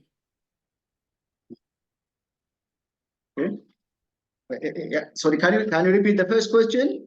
The first question is, do you know Ethiopian literature on materials and techniques? And are there manuals and recipe books for, like, pigments or the use of materials, traditional methods? Yeah, in the literature there are the descriptions, but there is no such well integrated manual. In the literature, you may find how they produce the material. I mean, what materials they use, how they mix, and who produces that. But I think this is nowadays is to be replaced by importers. But in the previous period, it was produced locally, most of them, and there are descriptions. I saw some description on the material, on the techniques produced. I see, but detailed manuals. I mean, literature with detailed manuals. I did come across literature with detailed manuals on that. I think regarding the interpretation and conservation, yes. Just I reflect what readers about those accounts can understand and what implications does it have in the conservation. With regard to the practicality of conserving the art, I think it is the local community, the local officials, and the collaboration of the international community who could work on that, because it is heritage of not only Ethiopians, but heritage of the world. So collaborative action should be there. But in the literature, it has to be also shown about the views of the people, how they view the art, how to sense it, so that how they are going to protect it. If they know it, that's okay. If not, we have to also orient them properly, because conservation or heritage at large needs interpretation, okay, communication, because it's a process of dialogue between the participants and the art. So we should not only look the art side. We should also look how the art is viewed by the community or the scholars at large. That is what I want to reflect in, what I understand is being missed in the study of Ethiopian art, and we should in the future integrate the local dynamics. I think that approach has been challenged by European scholars as well. I think Willie James and Bernard Krebs strongly criticized the Western interpretations of the art and the interpretations of Ethiopian texts of looking at the art from a spiritual point of view. So both the Ethiopian side and the European side have seen the art from a specific dimension. The Western Europeans account focuses on looking at the art in terms of their perspective, Western perspective. And the Ethiopian side, the Ethiopian texts also view the art in terms of spirituality. What's beyond spirituality? How that dimension is not entertained. And there is the importance of looking this kind of thing. Some scholars also pointed on that part as well. Okay. If I answer your question very well, this is Yes. the impression that I have. Thank you so much. Thank you so much. It was very interesting. I think Professor Ortega would love to know your references and perhaps get in touch about that as well. Same Okay. for me. Thank you so much. I think this is very interesting for us, also for our organization, to know how to proceed before working together with Ethiopian conservation campaigns. Yes, thank you so much. Very interesting. Okay, we've switched a little bit the program, so if it's okay with everyone, we will continue now first with Titania. Titania is from the Belgian side. It will be, I think, the first presentation from here. So she will present her presentation. Titania, if you can introduce yourself also a little bit, that would be wonderful. And if the other people can mute themselves, yeah. Thank you so much.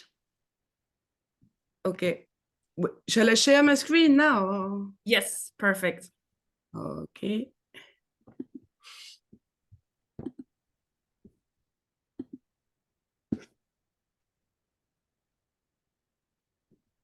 Okay, can you see it? Yes, great. Thank you. So, good morning, everyone. First of all, I want to say how thrilled I am to be part of this program. I think it's a brilliant initiative. Among the raging, angry noises across the world, it is vital to oppose the possibilities of curiosity, exchange, and mutual support. So thank you again, Naomi, thank you, Bailey, and all those who have made this project possible. The talks have been so very interesting until now. I really hope I won't bore you with my very personal presentation. I will simply share with you part of my journey in conservation. I was born in a family of artists over several generations, painters, sculptors, engravers, all with a brilliant creativity, a funny personality, but also a massive ego. This Lars Boe is my Danish grandfather. He was an engraver, and you can see a few engravings by him. This is a painting by my mother, and you can see my mother, Ludmila, in her studio. It is just a funny photo because you can see how crowded her studio is, full of art material and old dusty stuff. So I grew up with paintbrushes in my hands, but I decided to do something else completely. I didn't want to be in competition with my family.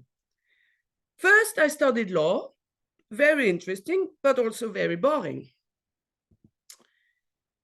So I moved on to art history, very interesting, but slightly frustrating, because it talked about artworks without considering the materiality.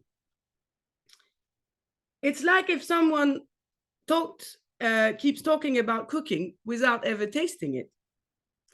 And while I was considering a PhD in art history, I met a professor at the Sorbonne in Paris. He's a professor in art history and conservation.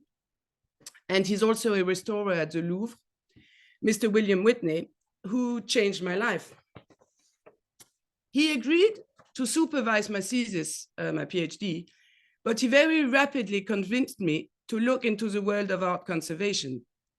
And so once again, I started over my studies and engaged for 5 years more to obtain a master's in art conservation. By that time, I was in my late 20s and I had to work to earn a living. So I wasn't exactly easy, but I am infinitely grateful to Mr. Whitney, for he was right. Honestly, I had never considered conservation before. It wasn't a calling at all, but once I had set foot into it, I knew I had found my path. I tell you this because I am convinced that the human factor, meeting others, is probably one of the most important fuels in our lives.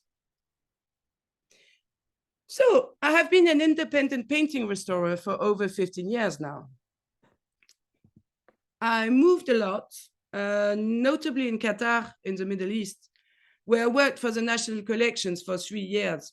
So just for the pleasure of the eyes, I show you a few pictures. This is the Museum of Islamic Art in Doha, and the National Museum by the architect Jean Nouvel. The building is absolutely beautiful, I find. And yeah, this is one of my favorite paintings that are restored over there in the Orientalist collection by Jérôme, the French painter. So it was a very rich experience because the paintings were of tremendous high quality and variety. Rembrandt, Delacroix, Picasso, among others. But more importantly, because part of my job was to introduce and train local professionals to the principles and realities of art preservation and conservation in extreme climate conditions.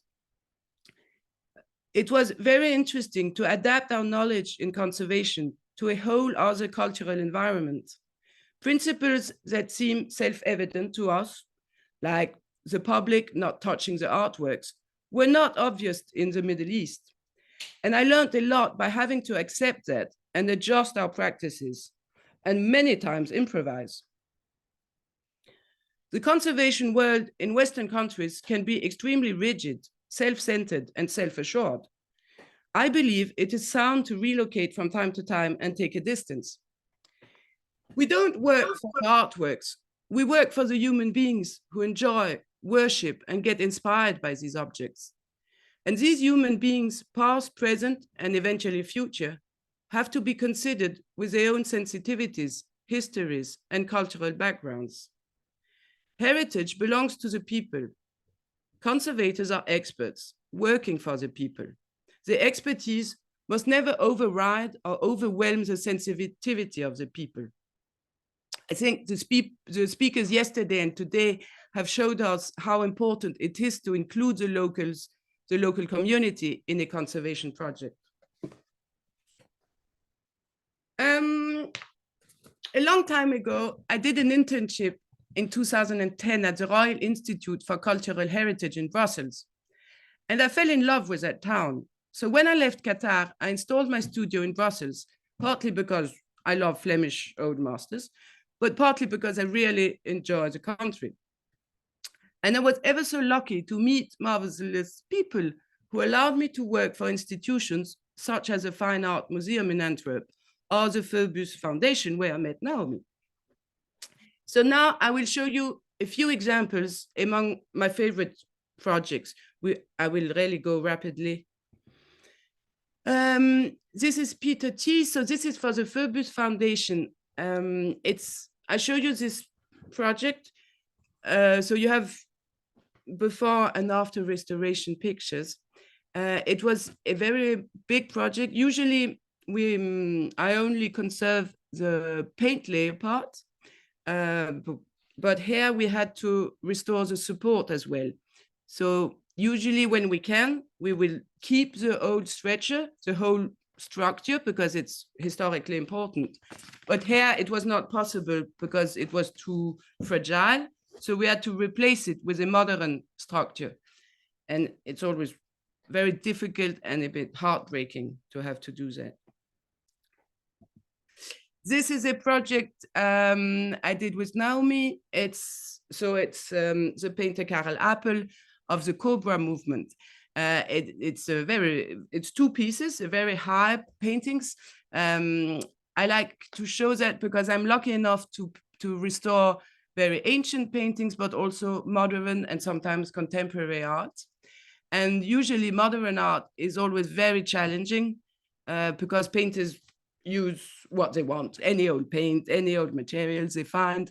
And so they degrade very rapidly. So one has to find new solutions and it's very challenging. I like that a lot. And this is the current project I'm working on. So it's by the Flemish painter Quentin Metsays. That is for the Fine Art Museum in Antwerp.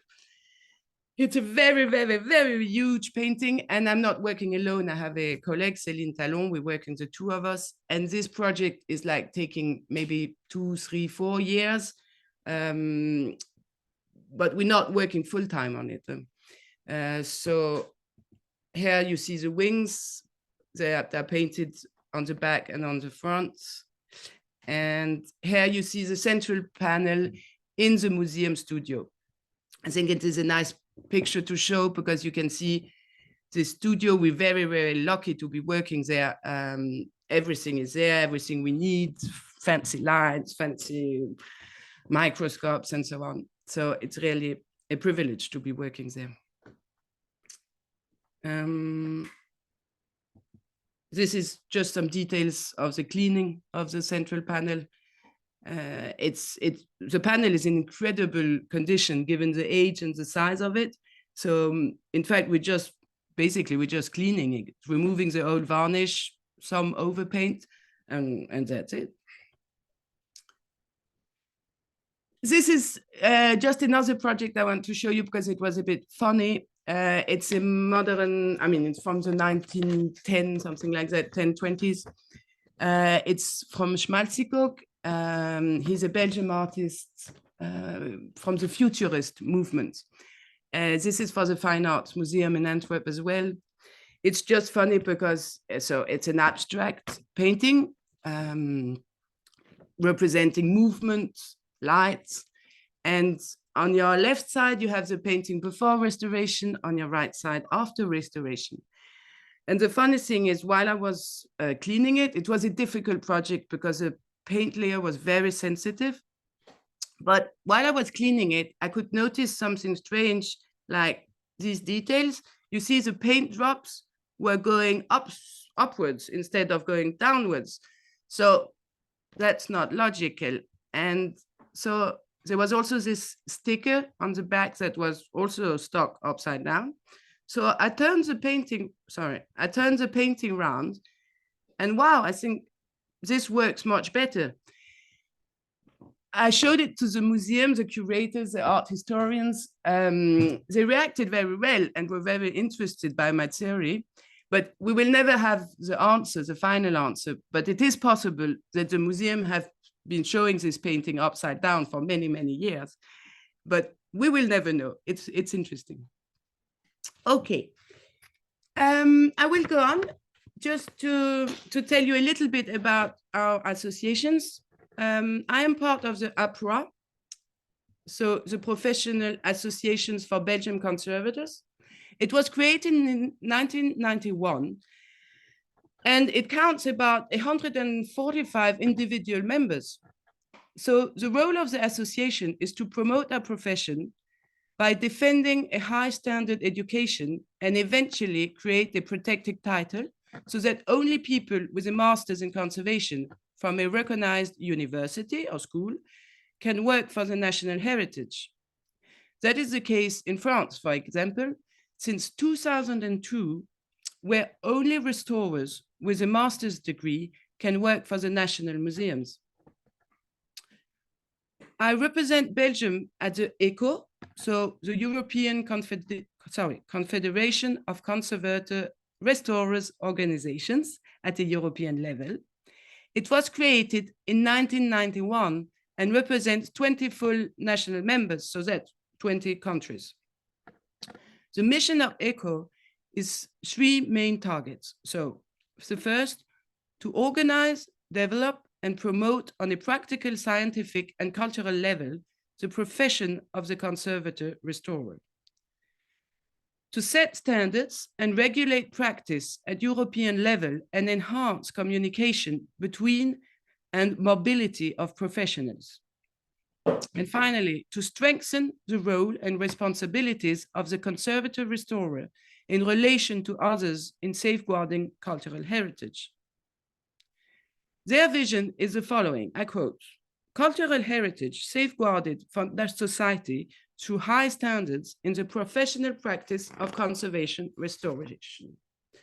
So basically, ECO works as a lobby to emphasize the role of conservators in the heritage field.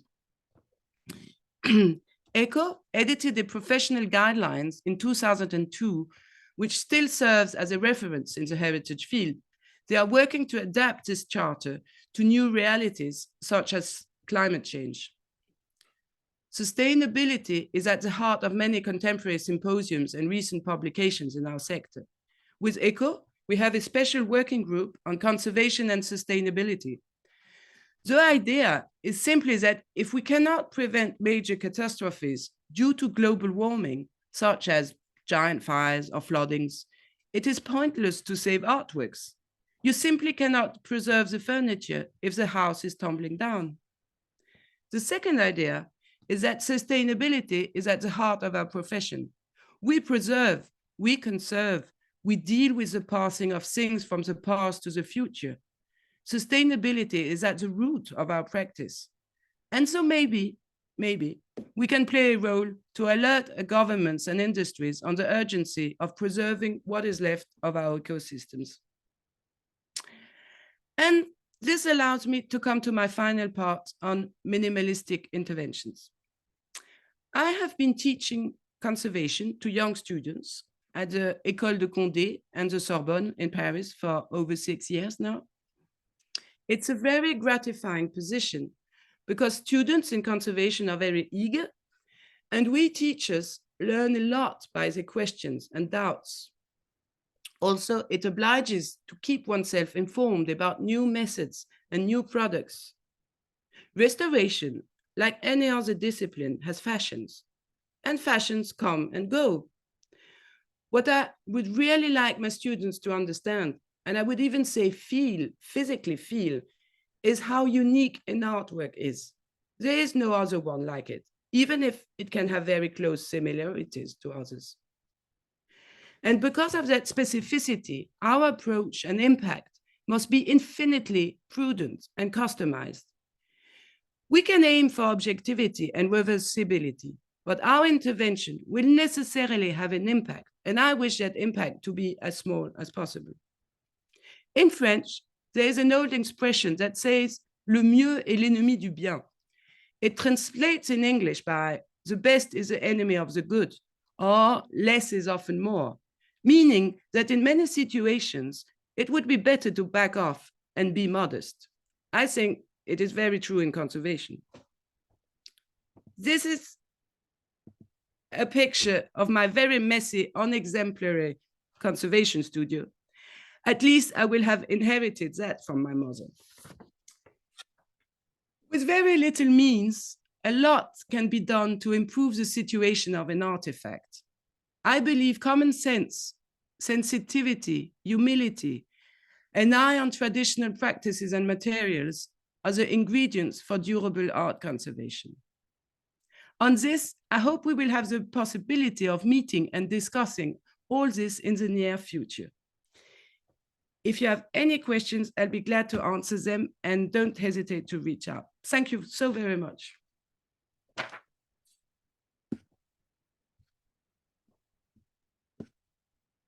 Thank you so much, Titania, for giving us a glimpse of your practice. I will just first ask if anyone has a question, maybe for Titania. Maybe I would like to start with one question, Titania. Since your experience in France working as a private conservator, I know that there are also some challenges for governmental assignments. Yeah. The government has a very protective council, I guess, for selecting conservators who can work for the government. Do you recommend such a union for other countries, such as Ethiopia? Or do you believe it has a lot of disadvantages? Because I'm looking a lot on job opportunity. Yeah. Well, it's a bit it's a bit difficult to answer the question, but all in all, I would say no. I mean, I don't think it's totally necessary, and also I don't think the rule exists, but it is very often overrun. There's many possibilities to go around it anyhow. So it's interesting. It's important. I mean, I believe we have to defend our profession, but I don't think it's really necessary to implement such rules. I think people who restore and conserve are all in all well meant. I mean, nobody is going to restore by doing something very wrong on will. I mean, they can do mistakes, and we can all do mistakes, but it's more about communicating than implementing fast rules, I think. Okay, thank you. I also see that Professor Gedef is asking, how costly or demanding would you call a private conservation entrepreneurship? For myself or for the clients? I think for yourself. I think to establish such a company. I would say it's not that costly because we don't need so much fancy material. So once you have a few pigments and a few this and that is not very costly, you can start. Maybe what is a bit expensive is the place where you're going to work, but the same, you can work at home in reality. So I don't think it's that costly to install oneself, no. Okay. And then Dr. Atzba is also saying it's a really wonderful life experience and extraordinary job. Your dedication deserves more appreciation. Thank you so much. And he's asking, what do you advise to Ethiopian heritage professors to establish an heritage conservation startup?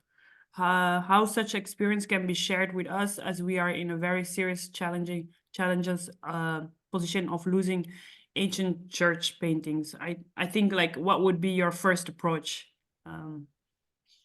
Well, I mean, speakers have talked about it before. I think documenting what is there is essential, because then you can work from that. I mean, then you can, so documenting with photographies, and even what people have to say about documenting stories, and then start from there, but very modestly, just by already, I mean, securing. But professors and people before me have spoken about it. They know fully well about, I mean, first securing the buildings and then going very slowly, just like, I think again, I think one can do a lot with very little.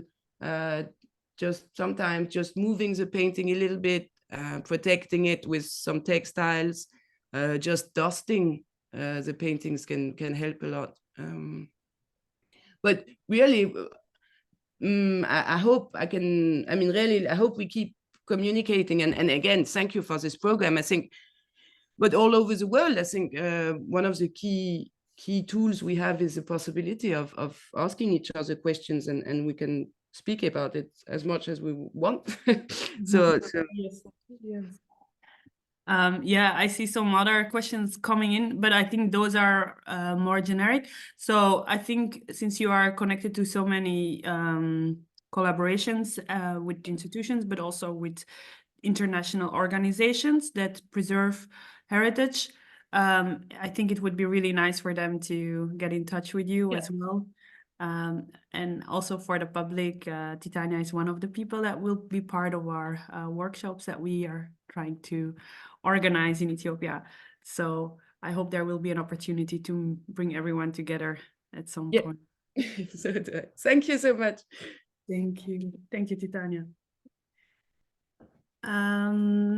Okay. Dr. Abebe, is it possible to continue with Daniel's presentation? I don't know. Blade, do you know something about it? Ah, I see, Dr. Abebe. Yes. You're muted. You're muted. Okay, sorry. Daniel is just getting his material prepared. Okay. We need a minute. Okay. Okay. Let's take a minute break and then Okay. continue with Daniel's presentation. Thank you. Can we, is it possible to hear some information from Titania? You The want questions? more Yep. questions?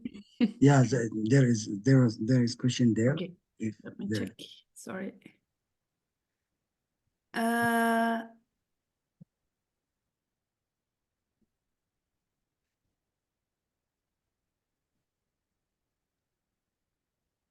Yep. Dr. Bahan. Belay is asking also, what advice would you give to a beginner conservator? That's a difficult one.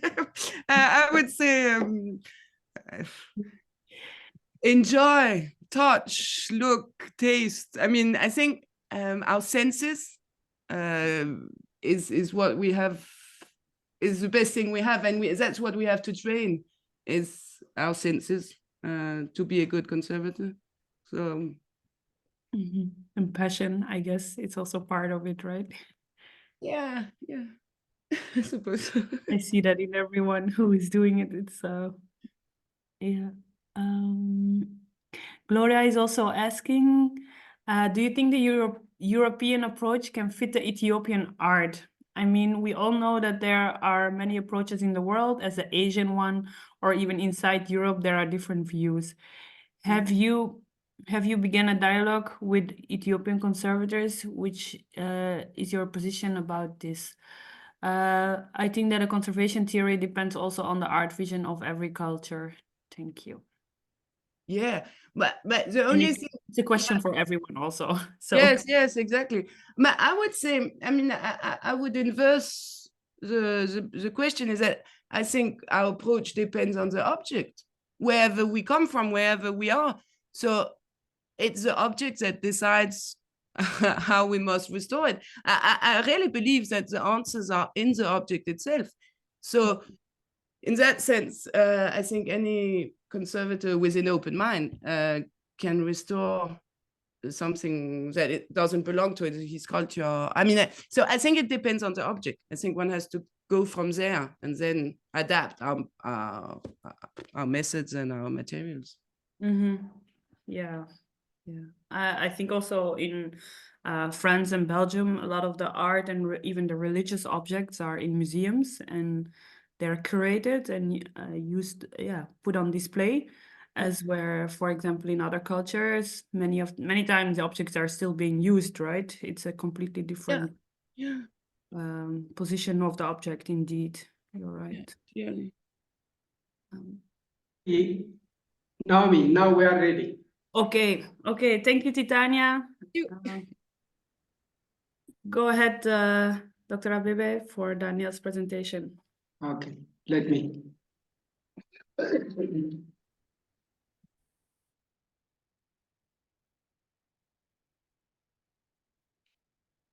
The floor is yours. All right. You can make this. Okay, thank you.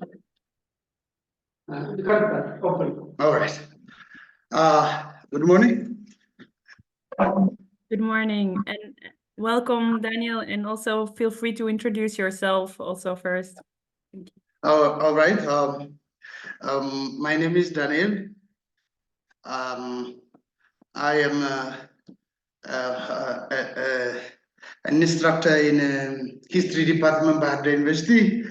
I studied BA in history and MA in medieval studies, key area, artistry. Now I'm teaching in Bahrain University. So my presentation is on the epistemic politics of modernity, discourse on Ethiopian art and the national identity. And in this presentation, I'm going to see the way discourse on artistry have been shaped by the introduction of modernity to Ethiopia, or let's say in international context also, and the impact of these discourses on Ethiopian national identity. So the main concept that I'm going to employ in analyzing this discourses is the colonial discourse of modernity. And it is discussed in philosophical constructs that can be discussed in terms of its political, sociological, and general cultural substructures. This is say then, after that, evaluates the relationship between artistry, nationalism, and international institutions well, let's say I planned it to be in the post-war period or post-World War period, but now it's now it's going. I'm going to trace its background from the introduction of modernity to Ethiopia, that is to the turn of the 19th century. So concentrating on the emergence of different forms of internationalism, such as colonialism, decolonization, and diplomatic impasses of the Cold War. Might say confronts the problem of national identity within the emerging scholarly field of what is known as global artistry. I believe, or let's say, I consider global artistry as an epistemic politics. Argue that global artistry is a field that fostered what we call it Oriental Semitist paradigm, which hallowed Ethiopian art historical studies through universal aesthetic, formalistic perspectives in the context of growing field of world art and development paradigms of modernity in the latter half of the 20th century.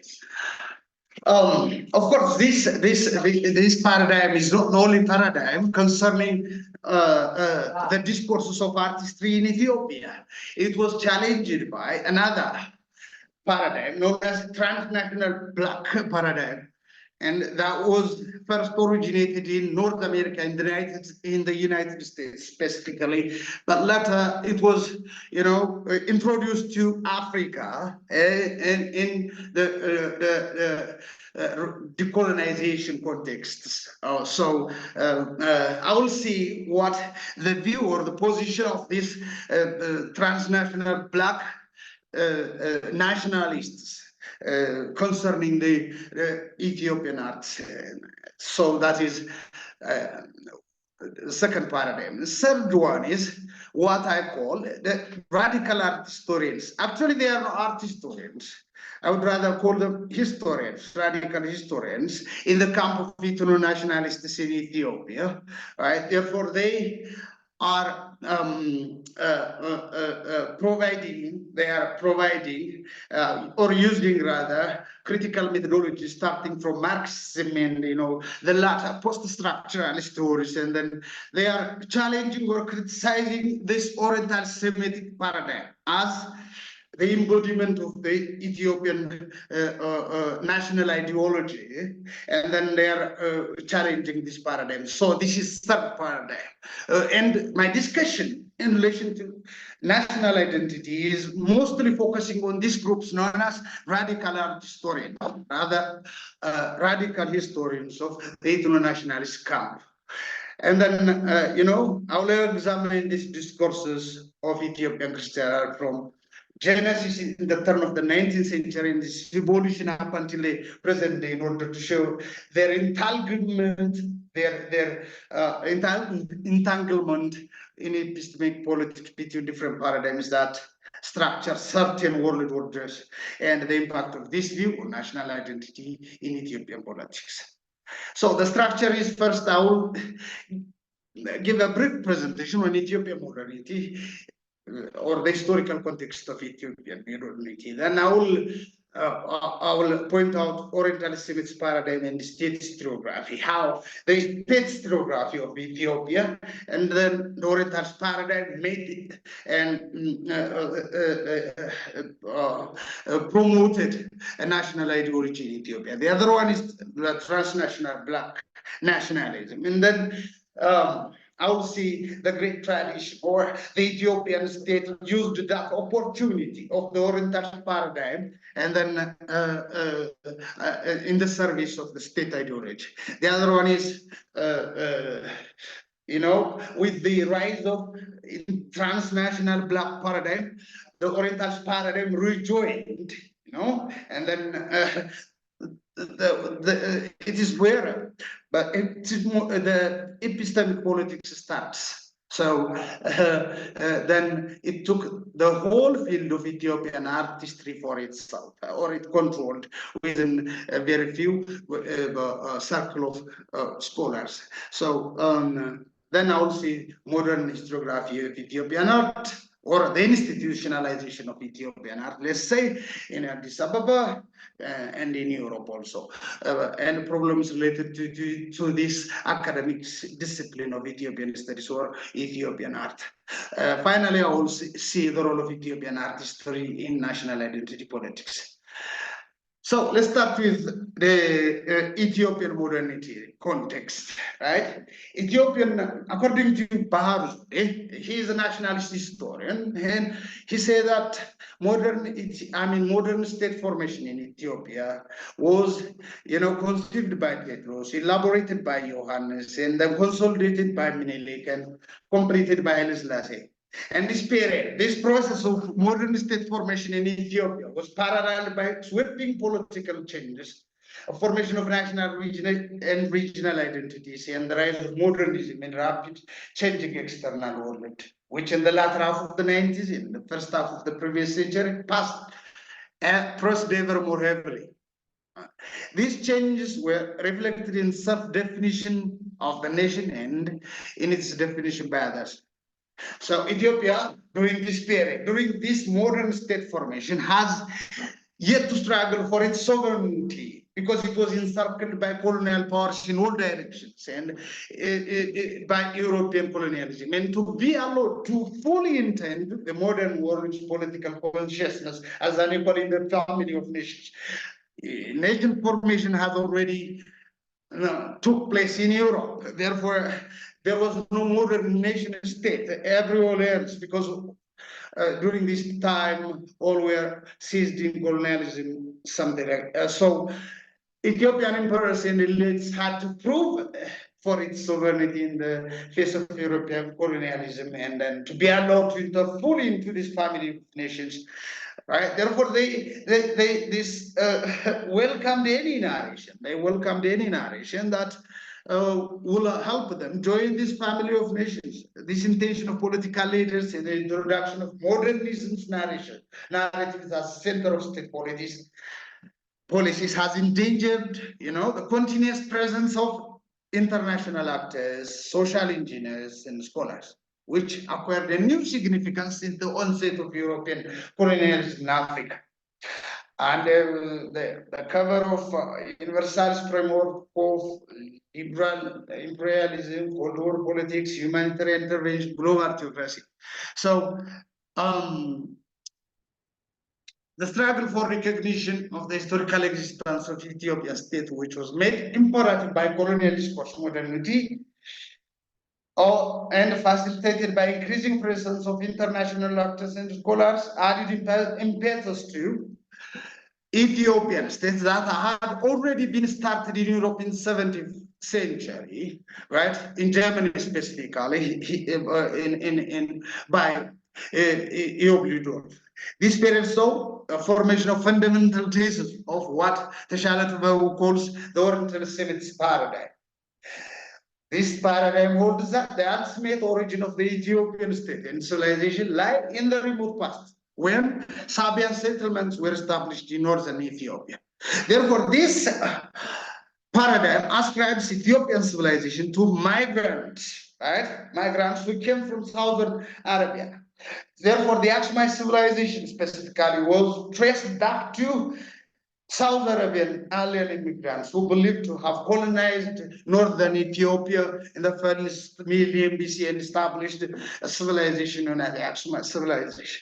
According to Masai Kabede, the Ethiopian civilization, which Western scholars perceived as an antithesis to Eurocentric construction of the world, will be removed only if what natives were able to achieve in Ethiopia is ascribed to non-African immigrants, that is the Sabians, who are allegedly held to have, constructed the Aksumite civilization. In that spirit, Oriental Semitic paradigm that was propagated served their purpose well through negating the Aksumite's indigenousness, while no archaeological excavation, according to Rudolf Ofatovich, the leading Ethiopian archaeologist by far that we have until now, right? Therefore, according to him, there is no single evidence that testifies to the fact that the Ethiopian Semitic people are migrants from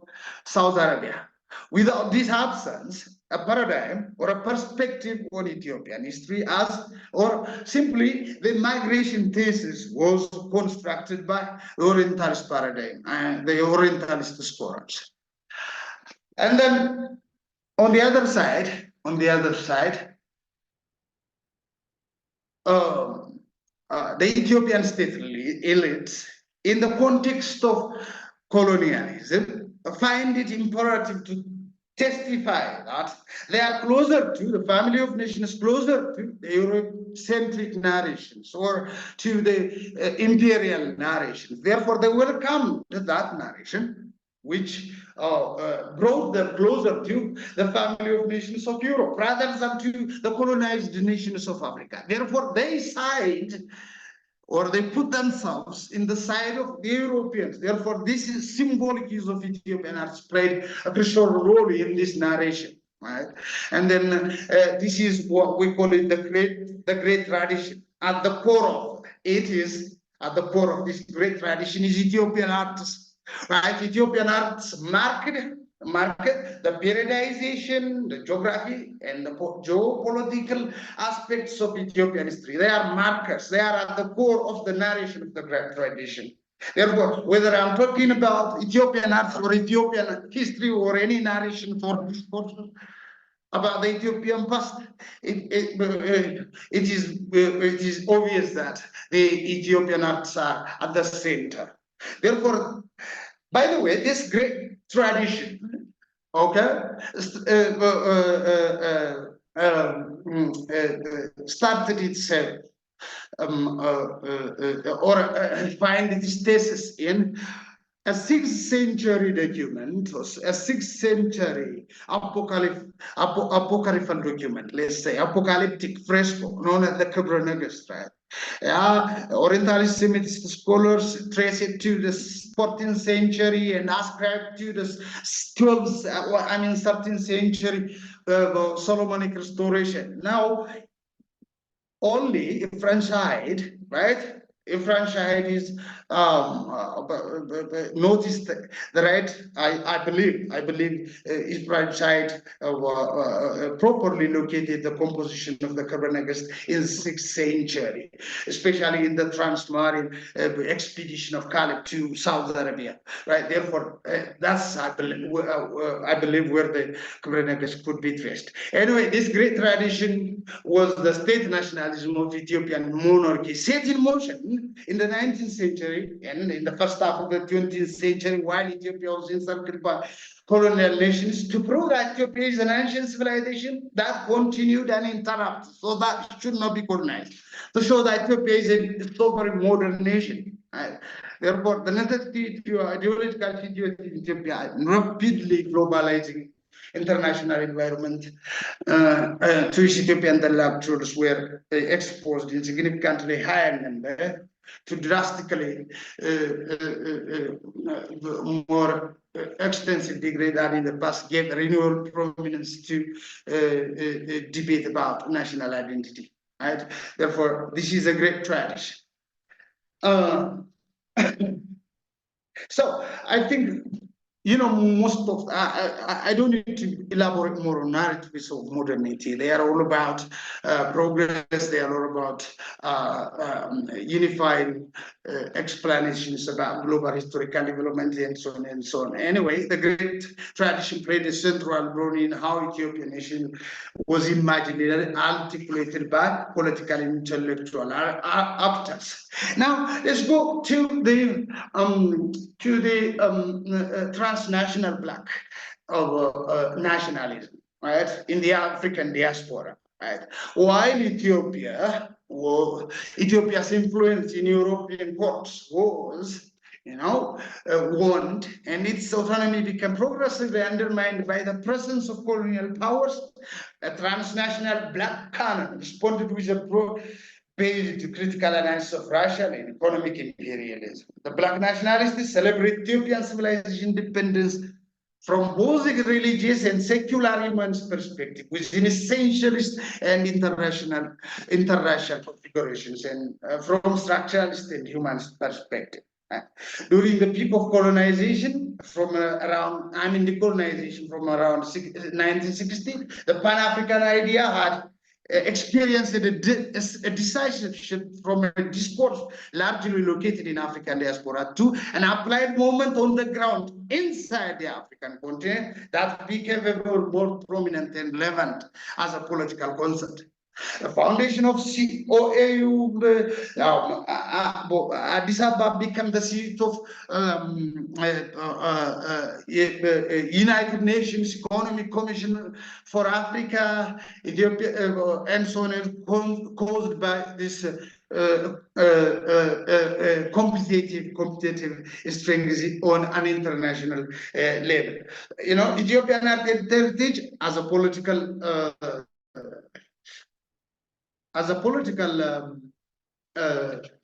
asset took on a prominent role in foreign policy and diplomacy. The monumental heritage functioned as a form of social as well as cultural capital that underpinned Ethiopia's claim to international recognition and appreciation. Ethiopia became an important role model for resistance against colonial oppression.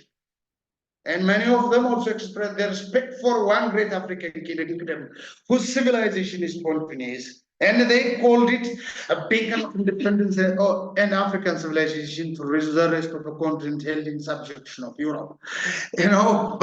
But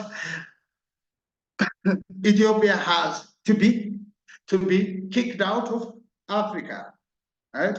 Because now the Africans are rallying themselves around the imperial regime of Haile Selassie and around Ethiopia for their colonial resistance. Therefore, for the Oriental Semitist paradigm, this is losing a battle. Therefore, they had to kick Ethiopia out of Africa. Ethiopia is then, according to Yesma, Ethiopia is the oldest African country. Yet, in many respects, it is rather in Africa. It is in rather than of Africa. right? It is located geographically in Africa, but it doesn't belong to Africa. It is rather to the Oriental world of the Oriental world in the Middle East, or it is associate of the Occident, no problem with that. From the 1920s, a shift in Ethiopian historiography emphasized the Ethiopian tradition as a unique independent development, sharing roots with Western civilization and in ancient empires, scriptures and Christianity. So, of course, the history of exceptionalism was narrated or carried out by Oriental Semites. Ethiopian studies in Europe, therefore, started to consider Ethiopia out of Africa. In a fortunate combination of Ethiopian historiography, art historical and heritage practice with Western representations and projections, specific image of Ethiopia was constructed, one that presented Ethiopia as African, only in an African country. According to Mari Huber, Indo-European civilization, therefore history and art and heritage, as opposed to just a folkloristic art of most of the African continent. Ethiopian arts, by the mediation of UNESCO, getting publication and the official publications of the UNESCO, the Korea, right? Therefore, scholars, travelers, even health officials, WHO health officers who visited Ethiopia, wrote about Ethiopia, such as Otto Jager, right? Therefore, that's it. The greatness of Ethiopia. Ethiopia was lauded as people who belongs to the Hello, culture. Mr. Daniel. Hello, Mr. Daniel. Sorry, Yeah. sorry to interrupt you. Yeah. Yeah, your time is going to finish. Is there possibility to finalize it? Okay, thank you. All right. So shall I wind up? I mean, shall I Finalize. Yeah, all right. Yeah. So anyway, I'm just starting. So anyway, that's the UNESCO project anyway, and then there were different kinds of developments. I mean, Ethiopian art historiography, starting from the British Museum by Ernest Alfred Wolff-Pagi, and then the Dakar Djibouti mission of the 1930s, and then illuminated manuscripts were studied by Ugo Monore, and the scholarship during the Ethiopian Africa Orientale Italiana between 1939 and 1944. Institutionalization of art history started in 1960s with the opening of Addis Ababa University. 1952, University College Museum was founded. 1963, Museum of the Institute of Ethiopian Studies, where Stanislaw Konaiki became a director, first director. In 1960s, 70s,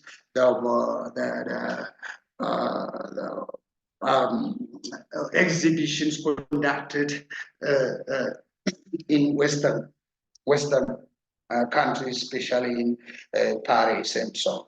And now I'm going to mention some of the problems of which I identified as the problems of this historiography known as Oriental paradigm, right? Therefore, the first one is designating Ethiopian artists as non-African, as I mentioned before, right? Therefore, in most museums in North America and Europe, right, the African arts are not represented in African museums. They are represented, if they are represented, in European museums or Byzantine museums. Therefore, this is one problem, right? Because it is dangerous in the notion that I mentioned before, in the notions of indigenousness and migrants. This is a dangerous kind of notion. The other one is ascribing to Western influence. Right? Dr. Deckif has mentioned earlier that one of the leitmotifs of the Orientalist paradigm art historiography in Ethiopia is cabinet to Western influence, right? Everything by using Pan-African iconographic analysis, right? And formal, it designates Ethiopian artists to Western, even without enough evidence, which I'm going to mention, demonstrate a little bit. Therefore, the projects that were conducted by most Ethiopian art historians, such as Claire Bosch-Tissé, Koinaki, Hellman, Persen, Ramos, Provider, right? And all these attribute Ethiopian artists to Paleo-Christian, Byzantine, Greek, Coptic, Nubian, Arabic, and so on. Of course, arts are transnational, and certain styles of Ethiopian paintings might have been adopted from neighboring Christian or neighboring countries who follow same religion, and so on and so on. But focusing on this stylistic aspect, formalistic aspect, Panofsky aspect of art description brought about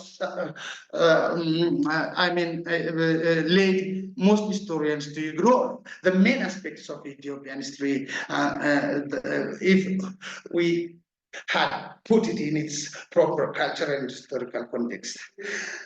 Surprisingly, there is a kind of please, Mr. Ama, try to help us. The time is okay. All right. Please.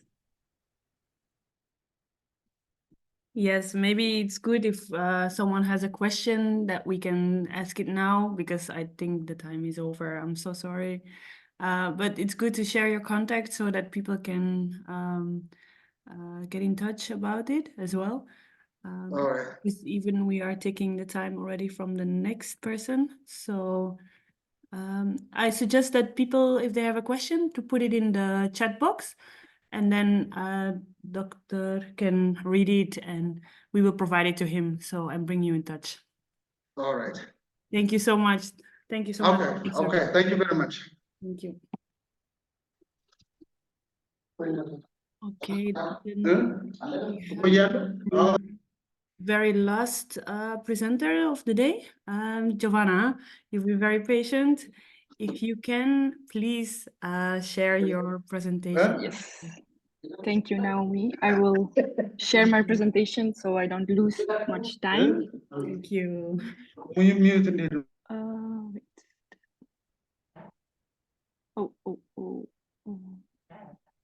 Oh, sorry, I have a little bit of, wait a minute. Can you see it? Yeah, sorry, I have a little bit, 1 minute, sorry. No problem. If I need to give you a let me know.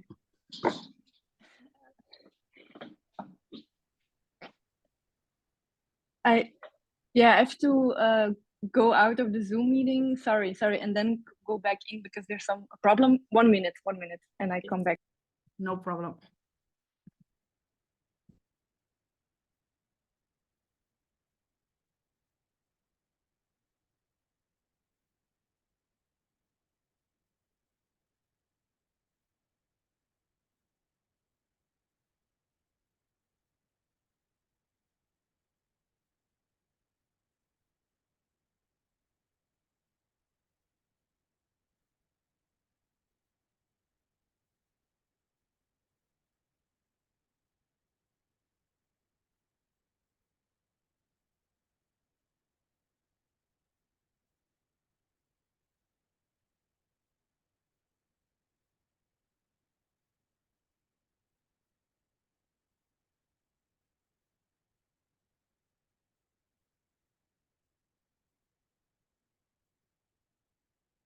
Okay.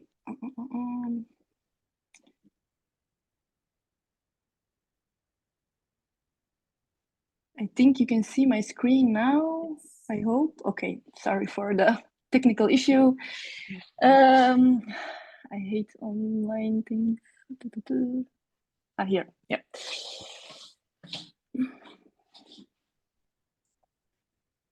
Okay, Perfect. I hope everybody can see everything and hear me well. So, good morning, everyone. First of all, I would like to thank Ethiopian Art Conservation Program for their warm invitation to present today. I am a conservator of paintings and I'm specialized in old masters and I'm located in Belgium.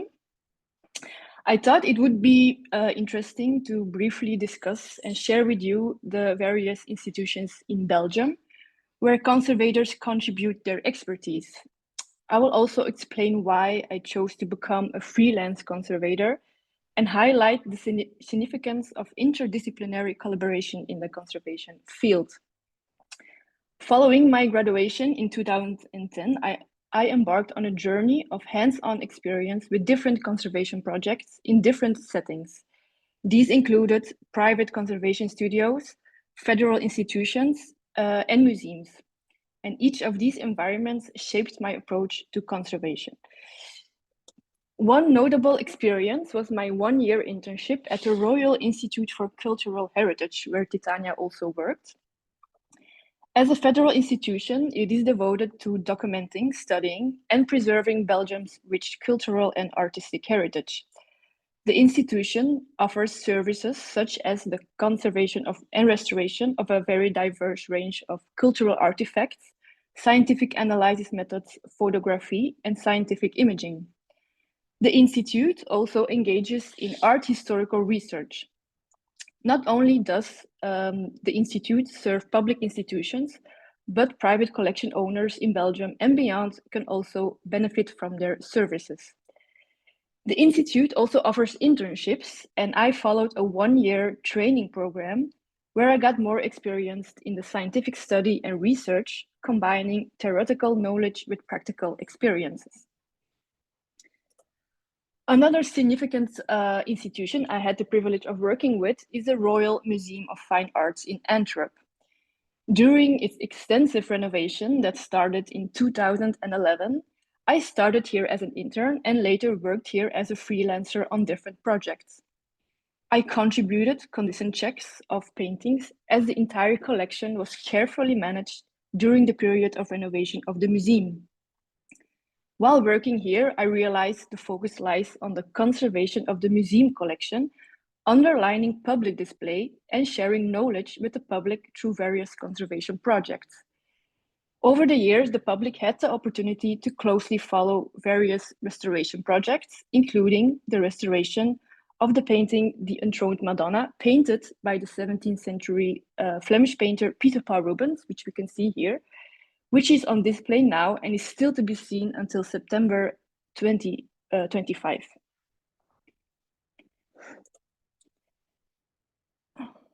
In addition to these institutions, I also gained valuable experience working at different private conservation studios.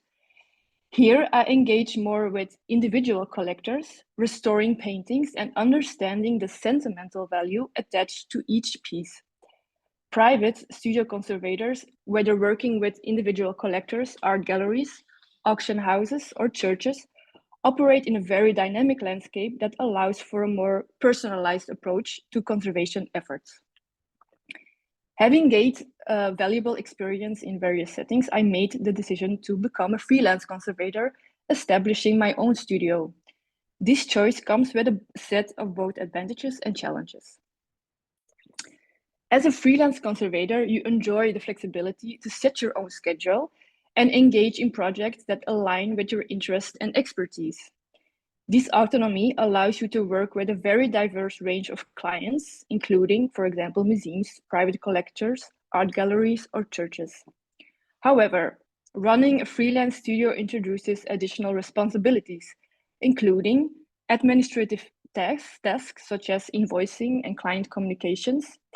This additional workload can be time-consuming and may take away from the actual conservation work. Also, freelance work may come with periods of financial instability. Projects are often temporary, leading to periods of financial instability as income can vary. Building a steady client base and effectively managing finances becomes very crucial for a long-term success in this dynamic field. In essence, the decision to become a freelance conservator offered me the freedom to shape my own professional path, but comes with the need to navigate the challenges of managing my own studio. While the settings may differ, the common principles that unite conservators across federal institutions, museums, and private studios are evident. The commitment to preserving cultural heritage, the application of scientific techniques in restoration, and the value of interdisciplinary collaboration remains very important. Interdisciplinary collaboration is crucial before restoring artworks and important for a comprehensive restoration.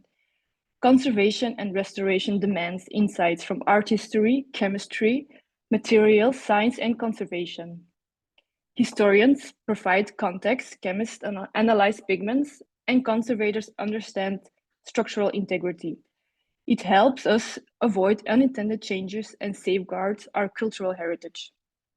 By combining insights from different disciplines, we navigate the complexities of restoration, addressing artistic, scientific, and historical aspects. For the second part of my presentation, I would like to give you 2 case studies where collaboration with different experts in different fields was important for the restoration of the artworks. During my year at the Royal Institute of Cultural Heritage, I restored and examined a self-portrait by the Belgian painter Constant Permeke. Constant Permeke was a Belgian painter and sculptor. He is considered as the most important representative of Flemish expressionism.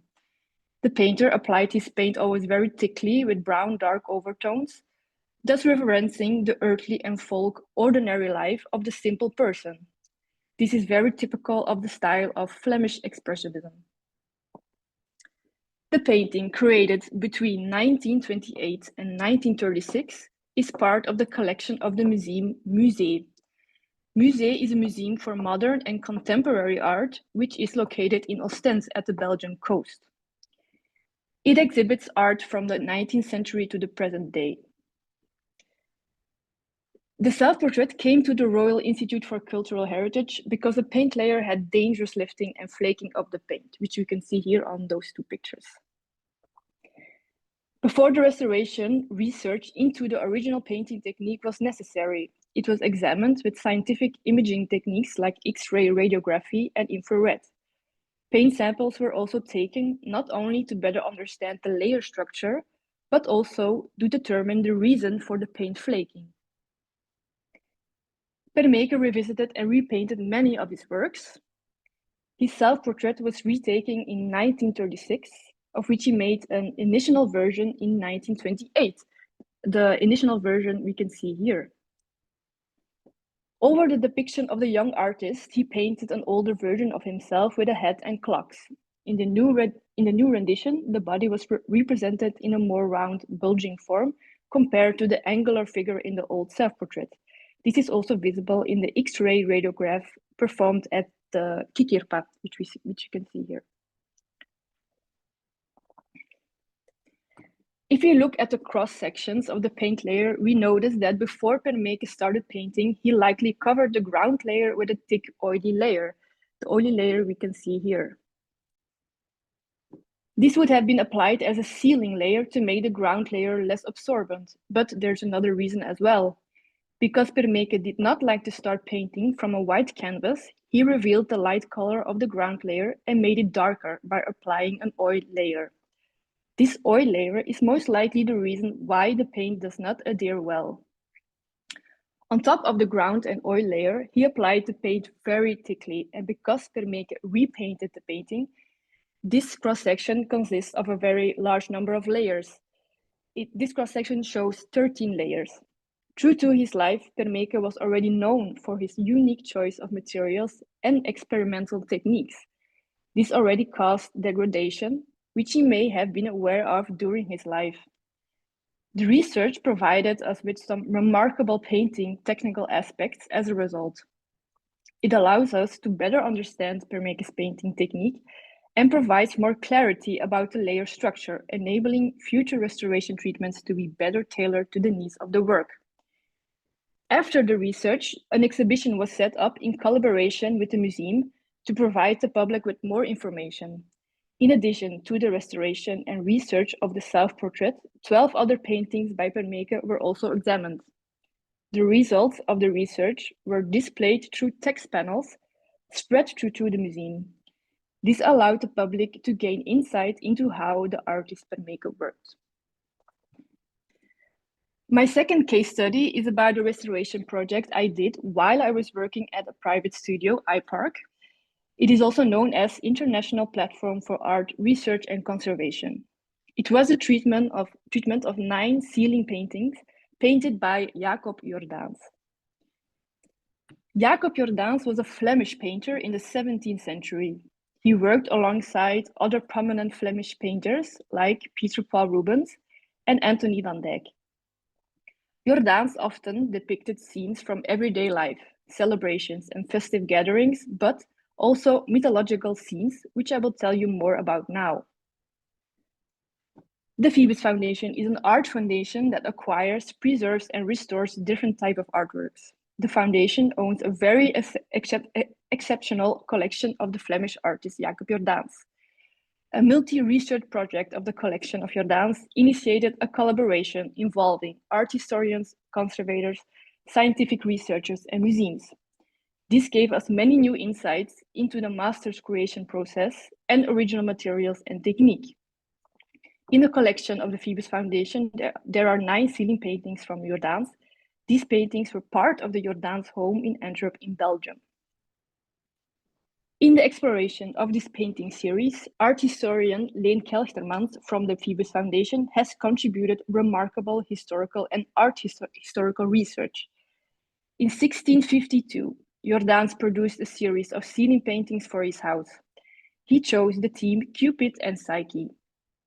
The story of Cupid and Psyche is a classic mythological story that originates from ancient Roman and Greek mythology. In 1877, the series of ceiling paintings were removed from his house. Almost a century and a half later, the paintings ended up in the collection of the Phoebus Foundation.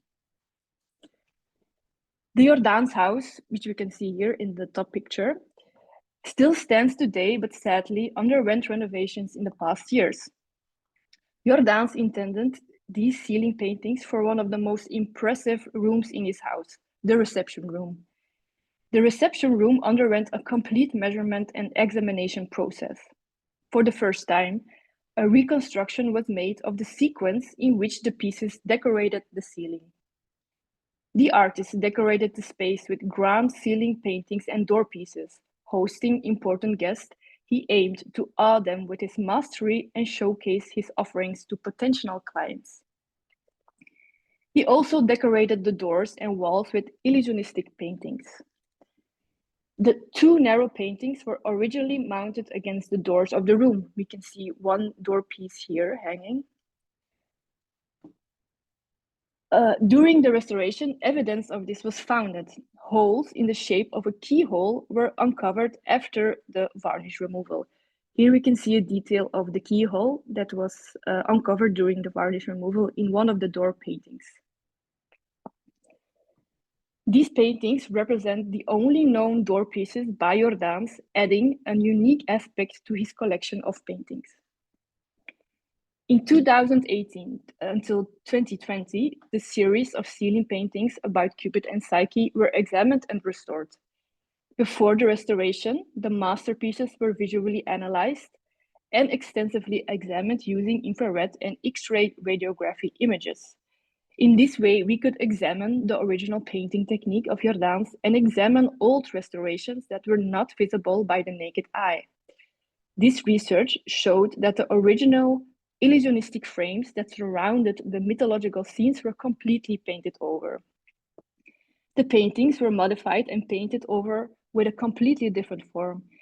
This may have happened during the renovations of the Jordaens house or after the removal of the paintings from the Jordaens house in 1877. We can see it here clearly on the infrared pictures of the painting, The Rapture of Psyche, where the original frame was overpainted with a new form and new clouds. So the dark spots here are all overpaints that cover the original frame of the painting. Other ceiling pieces underwent radical changes in the past. On the painting, The Love Between Cupid and Psyche, most likely in the 19th century, the naked body of Psyche was censored with a white dress, which you can see here. This addition was removed in the past before the work entered the Phoebus Foundation and severely damaged the paint layer. The restoration treatment largely consisted of removing yellowed varnishes, old restorations, and overpaints. Due to the yellowed varnish layer, the original colors no longer stood out. To restore the paintings to their original glory, the old layers of varnish were removed. In the next phase, the non-original overpaints were also removed. We can see here two details during removal of the overpaint, and here we can see the original frame coming out of the overpaints. And this is a picture before restoration, and this is a picture after restoration.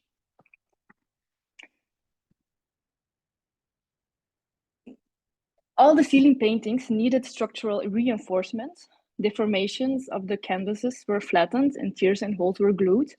The losses were filled and retouched, first starting with a basic tone and then building up the colors in thin layers. After the retouching process, a transparent final varnish was applied. This final layer protects the paint layer and gives depth and contrast to the colors.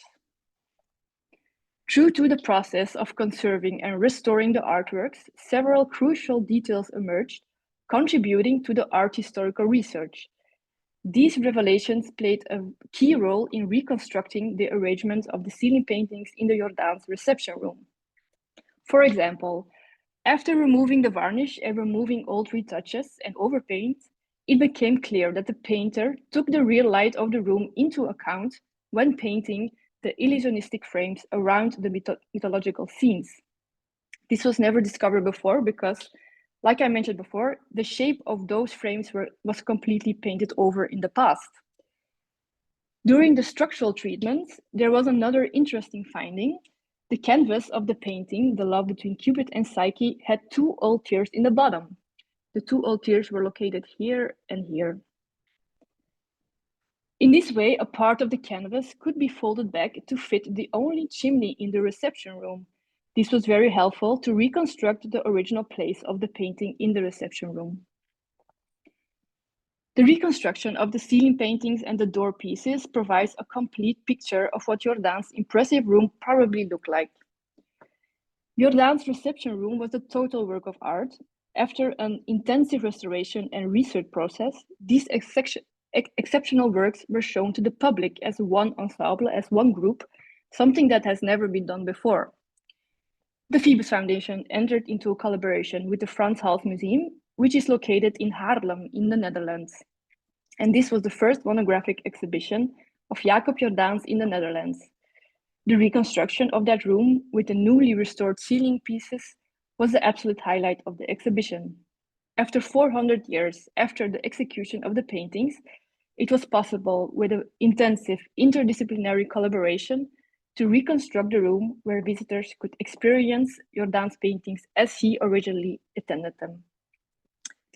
So this is what I wanted to share with you, and this will be the end of my talk. I thank you, and if you have any questions, I'm ready to answer them. Thank you so much, Giovanna. It was really great to see your projects again. I hope they are of inspiration for our colleagues. Before I will have some questions, do the Ethiopians or someone else of the public has a question for Giovanna on her treatments or her expertise?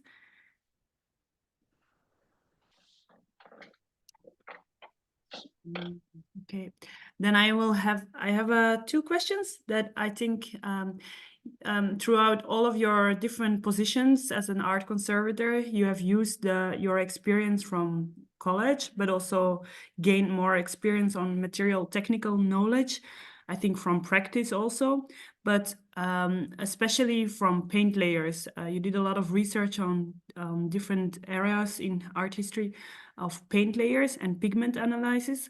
And I see that you also always implement it in the final product, either in the publications that you write on your painting, on your conservation campaigns, but also in the exhibition.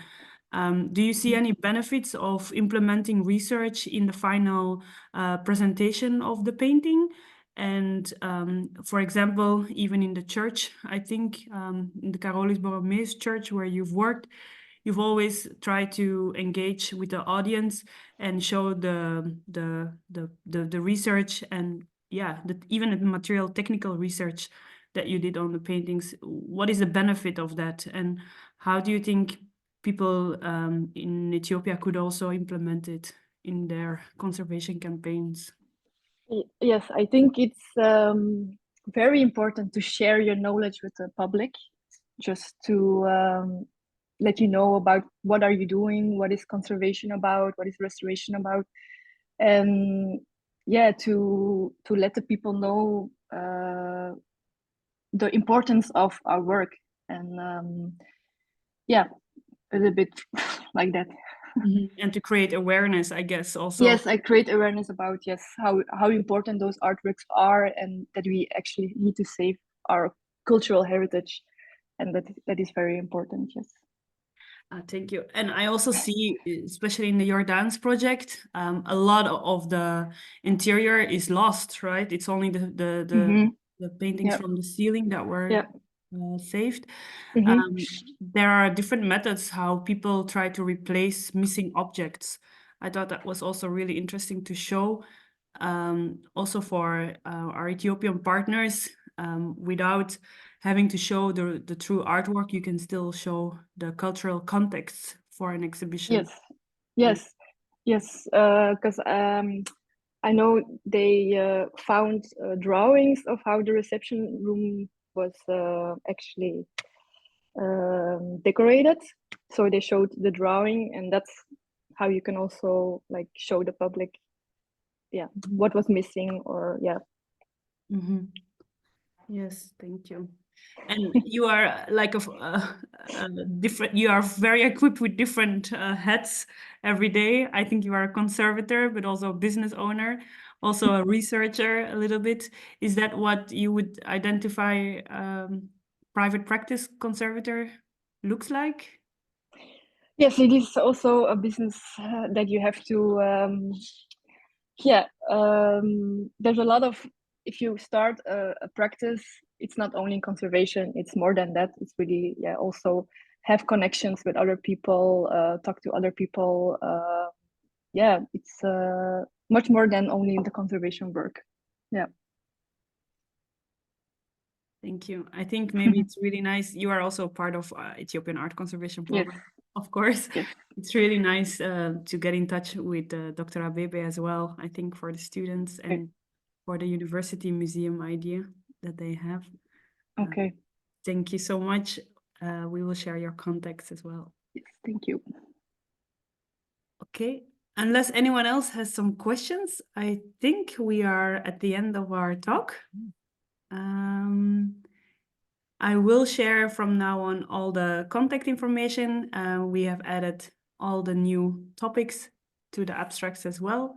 If you have any more questions in the future, we are always happy to answer those. But it's been really, really interesting.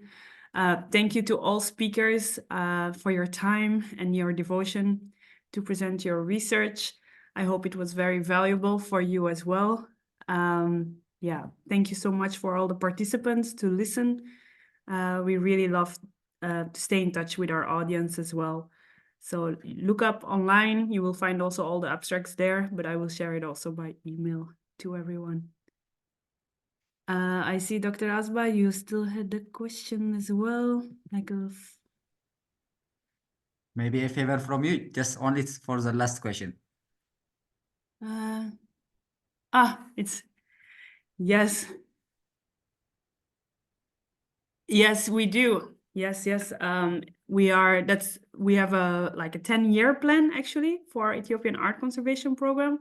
And we are now in the phase of mapping all the places where the conservation treatments are needed, and especially with the project with the University of Antwerp, we try to also support that as much as possible. But once we get the chance to pinpoint where we could be effective with people, conservators, we would love to work on an heritage site as well. And there, our input will be mostly from capacity building and training and bringing like maybe expertise, so that the people themselves can actually continue conservation campaigns. That's really our mission. And we also try to, this is what we try to do as well, create awareness about it most of the time. So yes, we are definitely trying to collaborate on more projects as well, such as with your department as well, Dr. Aspa. Yes, thank you so much.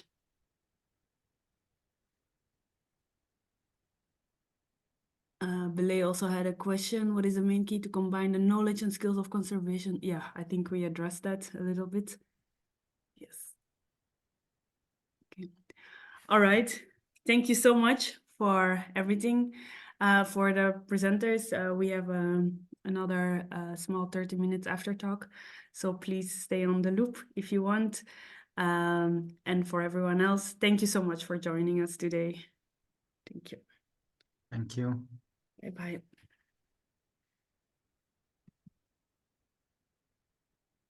Let's see. I'll take 1 minute to reorganize.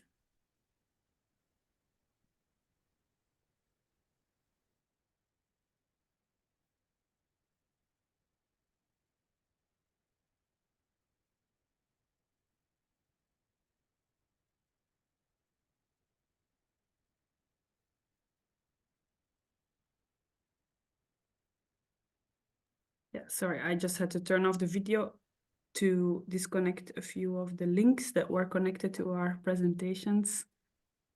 So I'll also stop recording now.